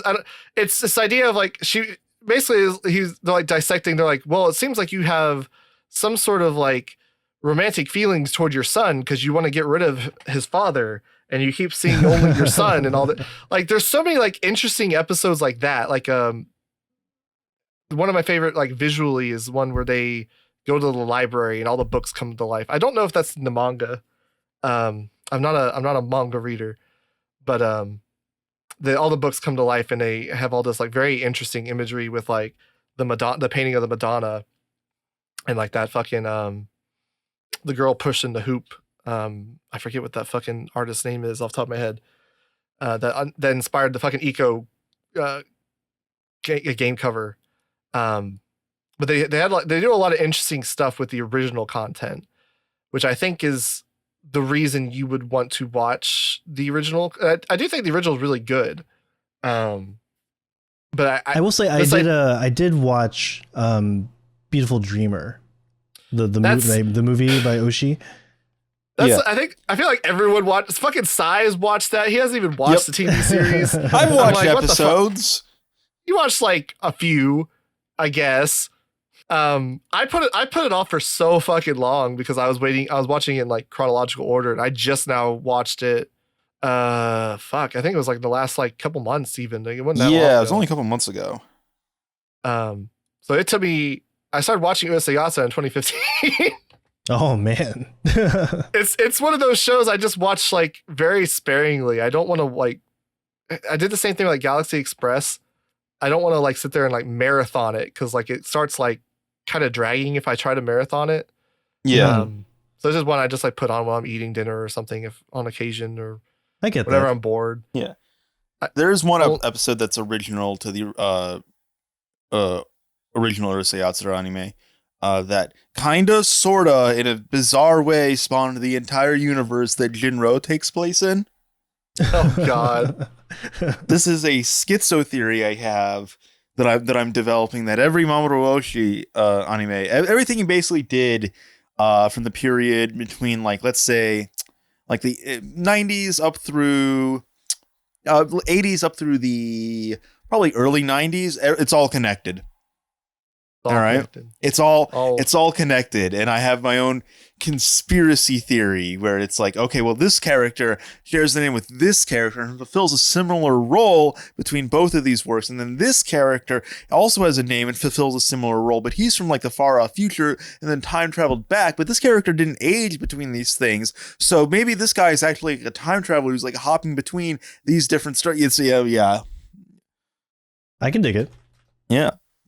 Is Angel's Egg just kind of like a weird fever dream then that the character has? I don't know how I do kind of know how Angel's Egg fits in because Angel's Egg, the voice actress who voices the girl actually plays a similar character in the Red Spectacles and Talking Head, where she's almost this sort of like ephemeral sort of entity that's always kind of like looking on and like omnipresent basically. And the way Angel's Egg ends is you see her becoming an adult. So if we really started to want to get like, we're getting really cracked now. You could then sort of read that at the very least, I would say it's almost like a thematic through line because he reuses a lot of the same people. Like Megane, the voice actor for Megane in Urusei Yatsura, Shigeru Chiba, is also like the main character of the Red Spectacles and Talking Head, and his character is also in the sequel to the Red Spectacles, which is Stray Dog. So he likes to reuse like a lot of the same people that he's worked with across multiple projects, and you can always sort of draw interesting parallels between in terms of like who is he putting where in which role. He's You kind of really like thought a about this. Yes. He's like a schizo Tezuka. Yeah, almost. Okay. Yeah, this is what I get to listen to like every day. Yes. He wakes up and like he wakes up, I'm there next to him in bed talking, like just rambling about it still. He goes to Starts bed. chain smoking, points to these fucking threads he's got posts up on my wall. I'm like, what the fuck? Dude? Our nightly pillow talk is just this. Yeah, so you're enjoying the Urusei Yatsura remake. Yeah, I am. I'm watching just your typical seasonals. I'm watching I've downloaded I've legally subscribed to Girls Band Cry, and Jellyfish is one people are really excited for that comes out today. Yeah, we're gonna watch that later tonight. Yeah. Generally my like overall approach to like watching stuff. Well, number one, I typically watch with a friend, my roommate. So that kind of like limits timing wise. But right. I try to watch like 3 to 4 seasonals and then like one show that's not a seasonal that I should get around to. So like I've watched like Kill la Kill through that way. We just finished watching Sunny Boy, which was the 2021 R Anime Awards winner. That I have no idea what happened in that. That's I need to go back and just like read and watch analysis or something. I've been meaning to rewatch it as well when it first came. It's one of those anime that has just lived rent free in my head for the past couple of years. No, yeah, I really love the soundtrack of that show. I bought the 2 volumes that came out on vinyl. So Oh wow. Oh, I gotta look that up. Is that still available? when I bought recently it- got into vinyls. I bought it like 2 years ago, so I'm not Mm, sure. So maybe not. It came out I'll, like I'll look for it. yeah, it's really good. I fucking love that soundtrack. Yeah. It won Best OST that year too. As it should. It's Yeah. it's that good. You, Um, I can't let it slide though. You said you got into vinyls. Have you got have you got any anime vinyls lately or yet? yeah, I have Bleach. I have Belle, the Mamoru Hosoda movie. Oh, nice. Fully Cooley, the pillows. Like, what? Of Come course, on. yeah. Like, That's like if you're that's getting one into you can just like throw on whenever. if you're getting into Yeah. anime vinyls, you're probably gonna get the fully coolly one pretty quickly. Did you get one of the 3 volumes for like the Fully Cooley soundtrack, or did you actually get the Pillows vinyls? The Fully Cooley soundtrack. Okay, I actually because they released vinyls in like a limited pressing, I guess, for their reunion tour, I guess it was, back when Progressive aired. So I imported. I want to get Thank You My Twilight. I keep forgetting to like actually pick it up, but I imported Little Busters, Runner's High, and fuck, what's the third one? Can't think off the top of my head. Basically the main 3 that they kind of use for the original Fully Cooley soundtrack. I imported those. That cost me a little pretty penny because I had to get them from like King's Records website and like import it through proxy service and all that shit. Man. But yeah, I really dig buying because people. I don't think people realize how different it sounds. I guess like if you're watching anime or listening to music or whatever on like a really nice like sound system you have set up to your computer or TV or whatever, I guess like it wouldn't be much different. But like listening to like a really clean pressing of like an anime soundtrack on like a nice sound system, I guess there's so much like depth to the music that like you don't capture like listening to it just on a background track on your computer or whatever. Like I remember listening to the Do You Remember Love track for the first time when I bought it, and I was like, it almost sounds like a different song from what it was in the movie because it was just so fucking good. I was like, oh my god. I mean, what I really appreciate is also just the kind of like ritual it kind of forces you to adhere to. It makes you like listen to things much more intentionally because you got to like get up and lift the dust cover and get it out of the packaging and put it down and you move the needle over and yeah, it makes it more of an experience. Yeah. Yeah. Like I actually like sit down and like listen to things now or put some stuff on like while I'm like doing chores or whatever. Yeah. So it's been really nice. What is that? The ones Fully Cooley? Fully Cooley, Belle, Bleach. I have the Nausicaa soundtrack or one of them. There's like I got that at like a convention. That was really nice. I also got I've heard you guys talk about this before. I got a laser disc that looks like a vinyl, but it's actually a laser disc I cannot play. Yes. For Card Captor. Oh, nice. Oh. Yeah, there's nothing. Really That's how you nice. know you're a real anime fan when you have laser discs, but no laser disc player. God damn it! I'd be tempted to buy the know. Evangelion Laserdisc. Yeah. I mean, to pick up a decent laserdisc player, but they're really pricey because no one's making laserdisc players. People are making vinyl, players now, like again, but no one's making laserdisc players because no one's making laser discs. Yeah. Yeah. Nor is anyone watching laserdiscs. Yep. Let's be real. Yeah, yeah. Apart from very, very specific people who are like, I own a laserdisc. I want to watch this on laserdisc. Oh, speaking of seasonal anime, I'm also watching the Spice and Wolf remake.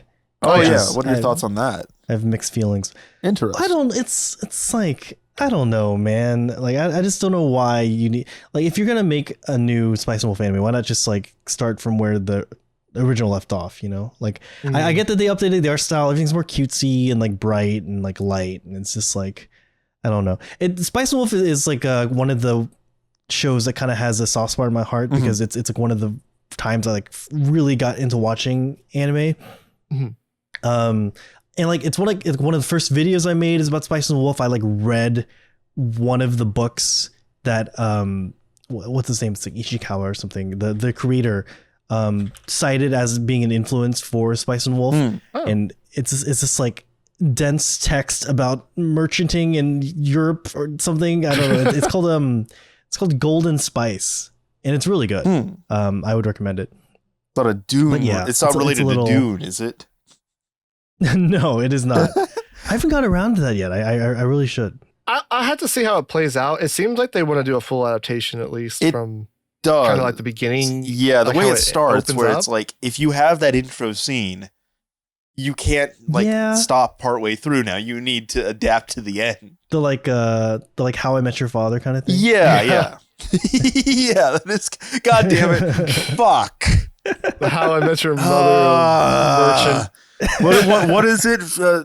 How I Met Your Mother is it's Isekai Oji-san, Rakugo Shinju, Freeroot Family Guy. Oh no! Oh my god! Well, I thought that was Gintama's Japanese Family Guy. Well, it's all it's all over.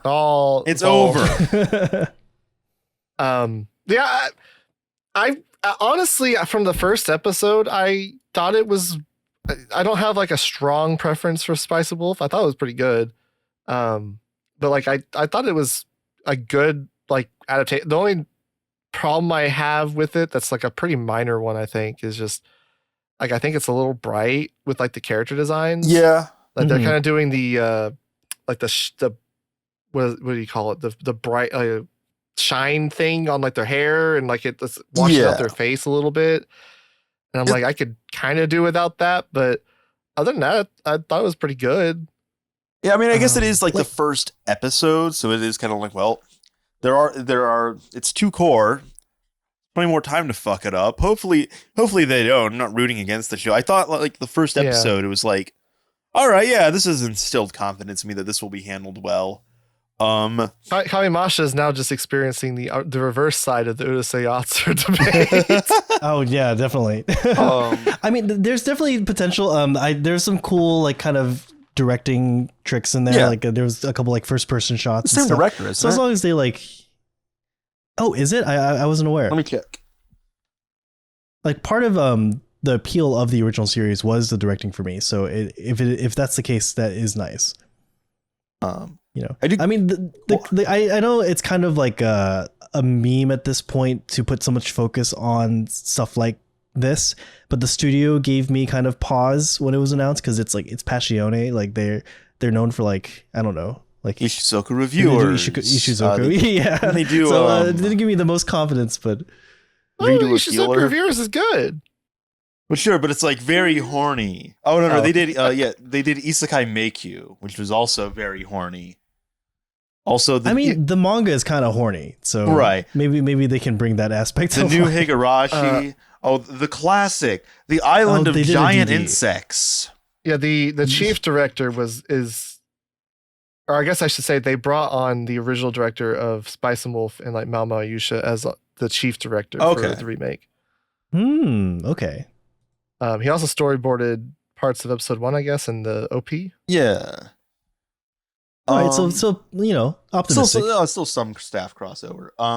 But like it is one of those things where it's like I could see like stuff going awry. Hopefully it doesn't, because you know, I would like a good Spice and Wolf adaptation. One that you know completes, because like the first, but like that's the thing though. Like it already is a good adaptation. Like, it is, yeah. But it's also been like, over 10 years.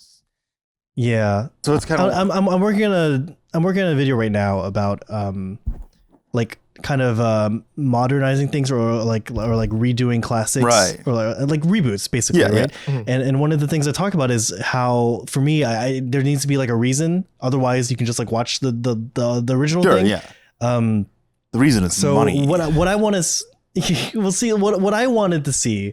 And this is just because like the original source material is so good that if they just continued from where the second season left off, you would just had more new Spice and Wolf Right, to yeah. discover and love, those first two you know? seasons didn't cover that. It's like what, like the first Like three, 5 to. like not, yeah. The first, it's a long story. There's like a lot of content left to go through.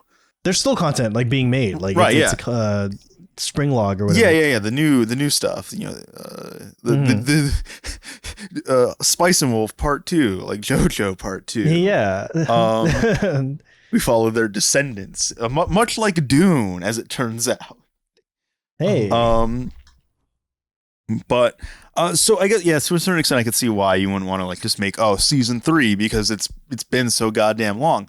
On the other hand, Kimi no Todoke got resurrected from the fucking dead, so honestly all bets are off. Yeah, it's kind of wild. Yeah. That's the most random, I think, announcement. Like, just get to season 3. Season 3. By the way, Sure.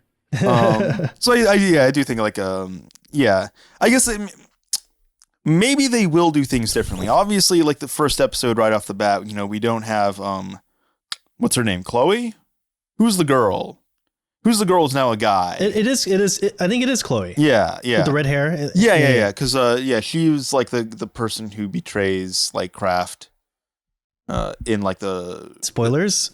Oh my god! Spoilers. Oh my god. But now it's the one dude instead, which is how it is in the novels as well. What did I say? So there are like changes, but I guess maybe it's more faithful. It'd be interesting to see. I guess it'll be interesting to see like, do they adjust things? Do they do things differently?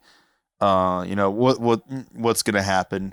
I do agree though. Yeah, it would be more interesting if they approach things from a different angle than what they did with the original TV show. Just so it isn't just completely retreading what's already been done. I mean, like, I'm gonna watch it. Yes.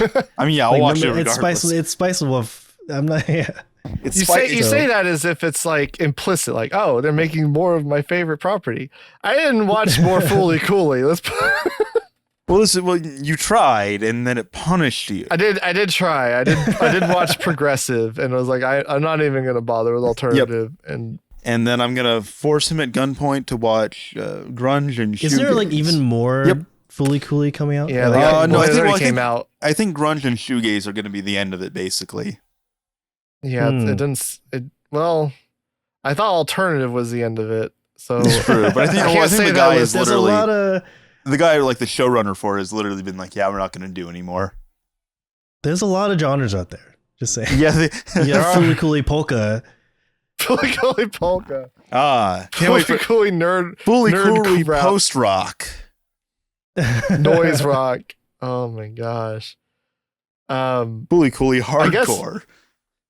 Do you have the Shuumatsu Train Doko Iku on your radar? I do. I just watched that earlier this morning. Actually, the train show. God, how did you like Train Girls? It's pretty good. I don't know. I think the premise is a little like too not serious. Kind of. I mean, it's clear that they just wanted the setting and they didn't know how to get there, right? So they're just like 7G. 7G. It does make for a really good hook, though. Yeah. It is weirdly, but then it's like when those like zombie trucks come in to the town and they're like covered in blood and stuff, but no one seems, the guy who's like driving and has lost an eye, no one seems to be addressing these things where it's like, what the fuck is going on in the rest of the world? What? I mean, everyone got turned to animals in this town, like all the adults did, but then it's like, is there a zombie apocalypse going on? You know, you have to watch to find out. Yeah. Yeah, I'm pretty excited for that one. That I was surprised. I was taken aback. I was surprised because I did not. I was gonna watch it because it's an anime original, and I was like, oh, you gotta give it a shot because it might be good. They might be doing some fun things, and I was not disappointed. It ended up being really good. Well, it's like that. My elevator pitch for it is Sorayori with the weirdness of Sunny Boy. And like a kind of like an odd taxi. Yeah. Or something. I'm gonna let him cook. We'll see what The Rock is cooking. Yeah. they kind of have a weird. I guess not quite. They almost have like a Nishijo kind of like cast vibe. I can see that. Yeah, Kind of giving me Boss Baby vibes. kind of gives me Boss Baby vibes. That and Girls Band Cry were both like really pleasant surprises this season so far. Girls Band Cry, I saw like a couple of GIFs, and it looked super cool in terms of like, it kind of gave me like PS3 vibes, but also like the movement and stuff was very. Well, is that correct? Did I watch the right show? Well, it's, so it's Toei. I'm not like a big fan. It is Toei. I'm not generally a big fan of like CGI. But this is utilizing it in a way that it's like I'm kind of of the opinion where it's like if they have to use CGI, I want them to utilize it in this way, kind of like Hoseki, like Orange Studio Orange, like Hoseki no Kuni and stuff, Beastars, how it's very dynamic. Lots of interesting directorial choices. Lots of like storyboarding and like just blocking of shots where it's not impossible to do that in 2D, but it's very difficult, I'd say, in order to replicate that in 2D. Like I recently watched Dorohedoro, and that also used CG in like a really cool, interesting way, I thought. Yeah, Dorohedoro is pretty good. Like that one, I feel like it would have been a little better had they been able to do 2D, but I understand like his fucking design would just not. It would be so fucking hard to do with like drawing every fucking time. Mm-hmm. I get it. But what's interesting is that it's Toei Animation, so it's they've obviously had like a lot of prior experience with this, doing things like Dragon Ball Superheroes, Dragon Ball Superheroes. Dragon Ball Superheroes. Super. That's the name of the movie in English. There's also that Sandland thing coming out. There's Baby Dragon Ball. That thing I think is also CG.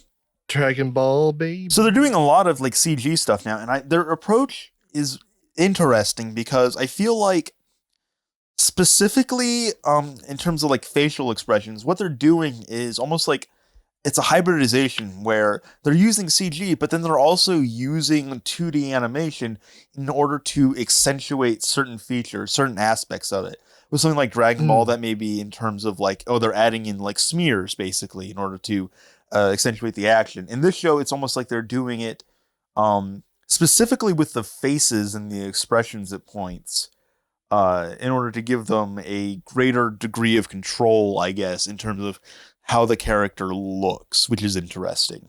Yeah, that's how it worked with Hoseki no Kuni, I believe. Yeah. Certain close-up shots with Hoseki no Kuni would have like 2D touch-ups basically in order to better.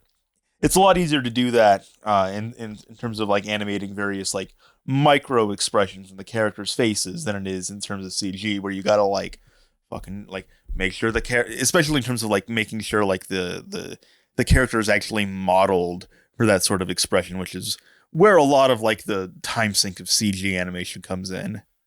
It kind of reminds me of what's the best way? I haven't seen Show by Rock, so I don't know how it compares to that, but like it reminds me like the music kind of aesthetic kind of reminds me of like Girls Dead Monster from Angel Beats and Kasoku Band from Bocchi recently. That kind of like angsty feeling, yeah, like that kind of really juvenile, kind of just teen angst, kind of distilled into like a pop rock kind of song. Yeah, I could use some angst. Hell yeah, it's kind of my aesthetic when it comes to like when they have to do like a fucking band in like an anime. Whenever it's cute girls singing like angsty pop rock, I'm like, hell yeah. Fucking Girls Cry Band, fucking banger. Girls Band Cry. Get the name right. Good lord. Oh, Girls Band Cry. My bad. This reminds me of what was it? It was like Daily Lives of High School Girls or something, where the OP is Wamun Das Cry, Wamun Das Cry. I'm just thinking of Daily Lives of High School Boys. I'm just like, what? Yeah, I was like, wait, was that Wait, hold on. Woman Desperate. Yeah, Joshi Kosei. It was like a seasonal from a while ago. That was they were like high school girls. Oh. Banger opening. People should listen Hold to on. I gotta find this now. Wait. it. Wamun Descry. Oh, the wasteful days of high school girls. Okay. Yeah. Yeah, it's this one for you. Was this a good show? Did you enjoy it? I think people liked it. I didn't watch it. Oh. I watched the opening. Fair. Yeah, we've been enjoying Dungeon Meshi too. I feel like I don't know. I feel like if you That like took such a turn, didn't it? the show, I don't know if it was like that. It's not really stark. about cooking anymore. No, okay. I guess like I haven't seen because we're watching it with Lextorius, and they took last week off for like seasonals, so I hadn't watched the most recent episode, but I guess like it did take a turn as far as like if it's the last couple episodes didn't focus on like cooking and stuff. I don't know how it's going to be progressing moving forward. I don't know. I guess Sai went and fucking spoiled himself by reading the manga. Skimming the manga probably more like it because everyone was like with like the big thing with like the skull or whatever. Everyone's like, oh, this is where the show gets dark. I'm like, well, that would suck. And then went through the manga. I'm like, no, this is still like very similar tonally to everything that's come before. I think people maybe have had like an impression that it's like, oh, this is just relaxing cooking show. Where that was never my impression because the show has always sort of had this vibe where it's like the dungeon is a hostile place. There are serious conflicts. Like watching like I'm always bad at pronouncing their names. Marcel the elf the elf girl when she's fighting the Undyne. Me watching that, I'm not like cute. I'm like, okay, no, this is like there are still serious moments. There are serious stakes in the show. The impetus of the show is that their party member gets eaten. Yeah. It's just like she was delicious in the dungeon. Yeah, so I mean, right off the bat, where it's kind of like, oh, this is going to be a little bit more serious. There are like serious like stakes involved, but it's also still like it's almost kind of like a dark sense of humor to it as well, like consistently, where it's like, yeah, it's like serious stakes and stuff, but then the characters are still. It's still kind of jokey with it as well. It's like, oh yeah, she got fucking mogged, and it's like her doing like a goofy expression, and it's like, what am I watching? It feels it got a very strange feel to it, and I mean, from what I've seen in the manga, that it remains relatively consistent throughout. I think people maybe just like were a bit caught off guard, whereas this is something I was almost like always cognizant of, where it's like, no, this is still like a serious like struggle still. This isn't like pure on just cooking Iyashike. It's not Oishinbo or whatever. Right. Oh yeah, Oishinbo gets pretty serious. I mean, they have the whole whaling episode where they have to justify whaling to the rest of the world. Yeah, I don't know. Yeah, Dungeon Meshi's cool. I'll be interested to see how it plays out because like I really did appreciate how they were doing the I guess that's building. the funny thing. It's like I hate cooking. It's not like, oh, I'm not. No, I just do not enjoy the act of cooking, really. Yes, I would be one of those that just ate raw meat. Moral. Out in the wild. Oh Lord! He's digging his face into the side of a dead moose. Much like Neil's. Oh my god. So I guess kind of like what I focused on less is like the cooking aspects of Dungeon Meshi because I'm like I don't really care that much about culinary stuff, the culinary trivia of the world, and more so just interesting in terms of like kind of bringing like these kind of fantastical like characters and like concepts like the armor or whatever kind of into a more concrete kind of reality that you can kind of relate to because now you're like looking at them as mollusks instead of just a walking armor, right? Right. So you're like, oh, now you have like this kind of frame of reference to like kind of concrete it into your experience. We're like, oh, if I ate one, it would taste kind of like eating clams or something. So I find it interesting in that sense more so than just purely the cooking sense, right? Yeah. I'm more of the dungeoneering guy. I like the dungeoneering parts of the show. Well, I think that it's important, like that kind of aspect is important to the. Oh, it's all related still. Like the world building, yeah, because like now you're fabricating this ecosystem, right? Like they've now established like these fake kind of coin creatures that eat the mimics by like, and that's kind of how you get these like weird like treasure chests that have like fake coins and shit. Yeah. You kind of have like this whole kind of ecosystem established now. And you're kind of likening these kind of creatures to real life creatures. And so it kind of grounds that ecosystem in more of a way you can relate to. It kind of reminds me, have I said this on the podcast yet, where it kind of reminds me of Shizuka reviewers? I don't think so, but I know what you're referring to. Yeah. Cause like they both kind of seem like a way to kind of spruce up this idea of like fantasy, where they are kind of hyper focusing on these like elements that are kind of not really focused on in fantasy media all that much. Where Ishizuka Reviewers is very like indulgent with it and is just like, oh, what would it be like to stick your dick in a salamander girl? Dungeon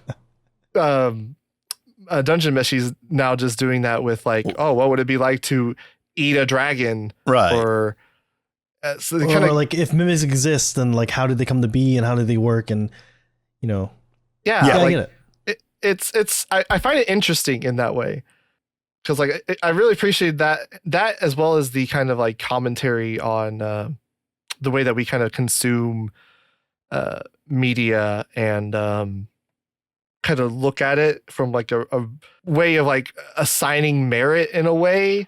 Where they're reviewing these experiences, and it's like these literal people that they're reviewing in a way. I mean, like, in the case of Ishizuka Reviewers, I mean, obviously, Dungeon Meshi is not a review show. Oh no, yeah, no, I'm talking about Ishizuka Reviewers, right? Yeah, but you still get like Dungeon Meshi kind of has that element a little bit. Well, yeah, because you get like the different Ishizuka Reviewers, you get like the different perspectives of like these characters in terms of like the elf finds the old lady irresistible, whereas everyone else is like, dog, what?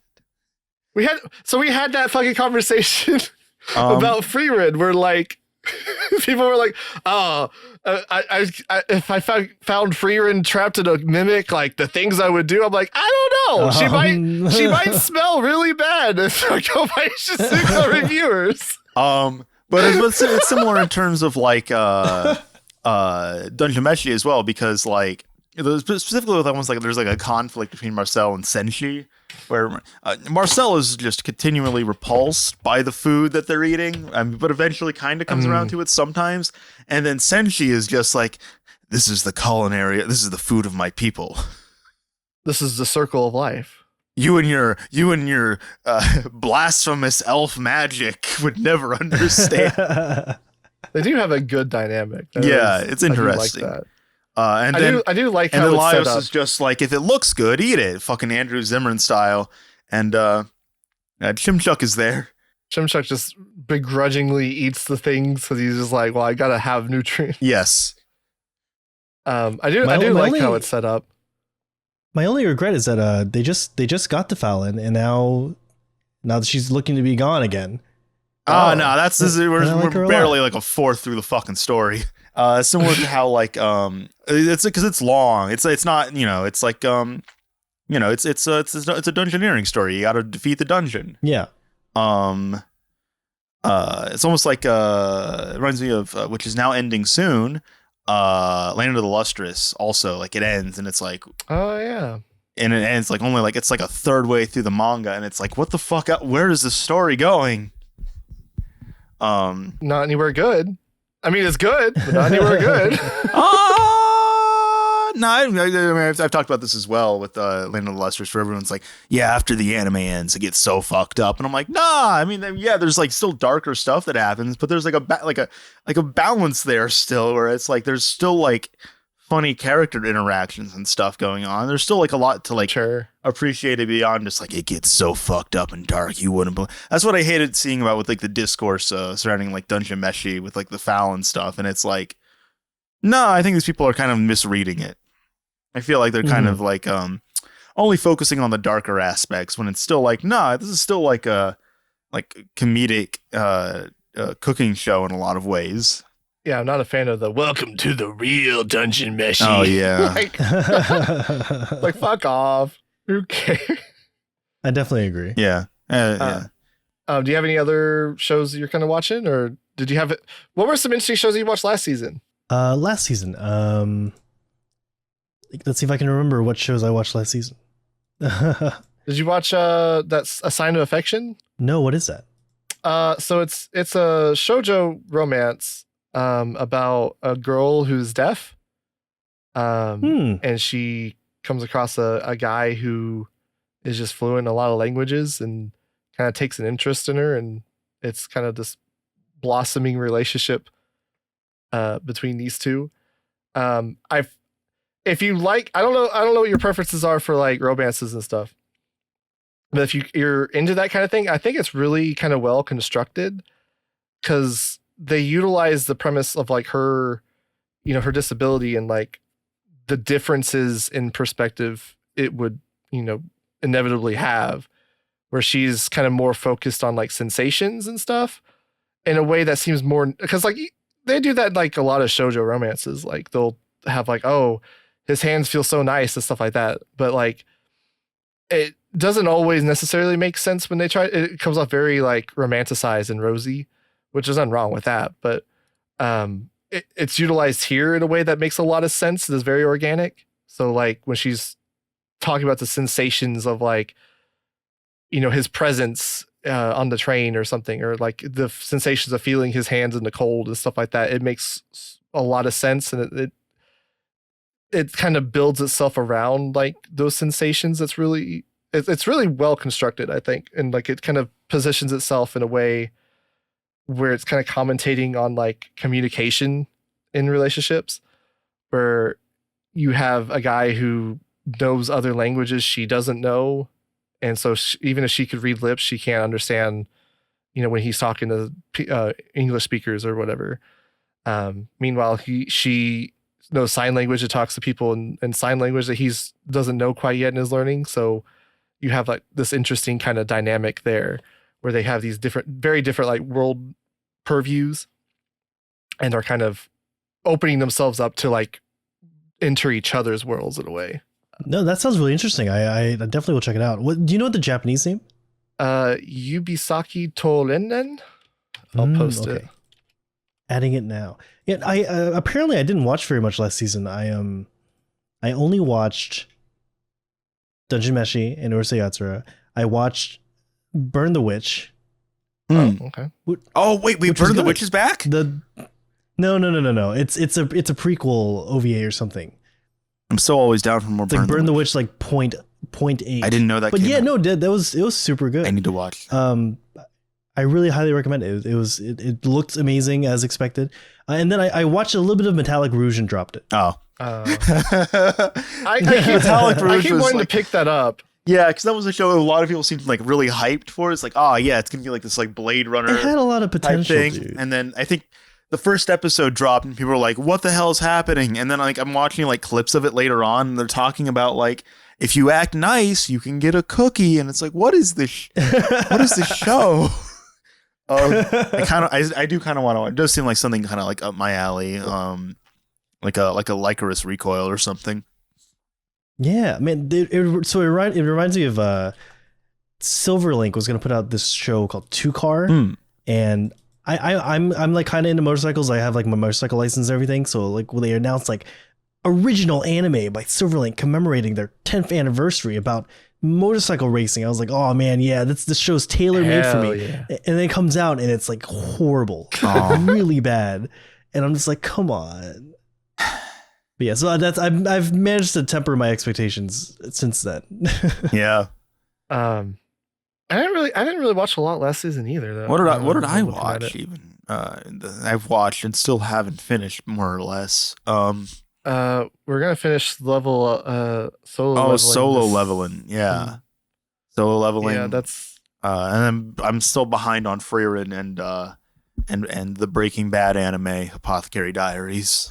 Apothecary Diaries and Frieren. Those wait, what am I talking about? Those are the highlights of I forgot those were last season. Well, they didn't air Is that last on my season. They're list? like leftovers. Oh, okay. Yeah, I start, see. Yeah.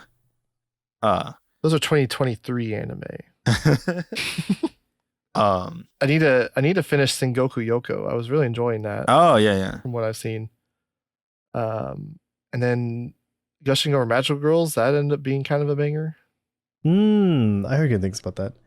I've heard sus things about that, but I'm not sure I've heard good things about It is pretty sus, but it's like intentionally sus, where it's like commentating on the nature of like consent, essentially. that. Where it's like exploring this character who is not really like bad in the sense of like she wants to conquer the world, but she's kind of evil in a way where she likes to strip these like the magical girls of their agency and consent, essentially, where to the point where like there's a point where one of them is actually like giving her consent and she actively denies it because that's not what she wants. She doesn't want them to consent to what she's doing, which is an interesting commentary when you think about it, as far as like not just like magical girls like being forced into these weird situations by these authors that want to like fucking squeeze melodrama and edge out of them, right? But like of the nature of like these villains who fucking It's trying to impose themselves on the world, right? It's an interesting show because we've seen things, like Twin Tails is an example of a show where like the villain are otaku. Toy Story 2, of course, another one. Yeah. Toy Story 2? Yeah. And now, but now it's like the villain in this show is an otaku, but she's also the protagonist. She's also the main character, which is interesting. She's like light. Yes, So Gushing Over Magical Girls is Death like Note of Toy Story Magical 2 Girls. meets Death Note. Means Death Note. Exactly. That's a hell of a way to sell There we it. go. Perfect. But also meets like Monster Musume. Monster Musume. Do we want to wrap it? We gotta go. We gotta go on for about 2.5 hours. We'll wrap it up with we got a question.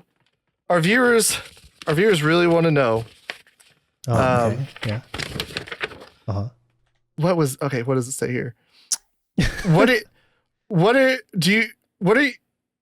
You talked about lolly feet in your Q&A? Do you still think about lolly feet? And if you do, how much? I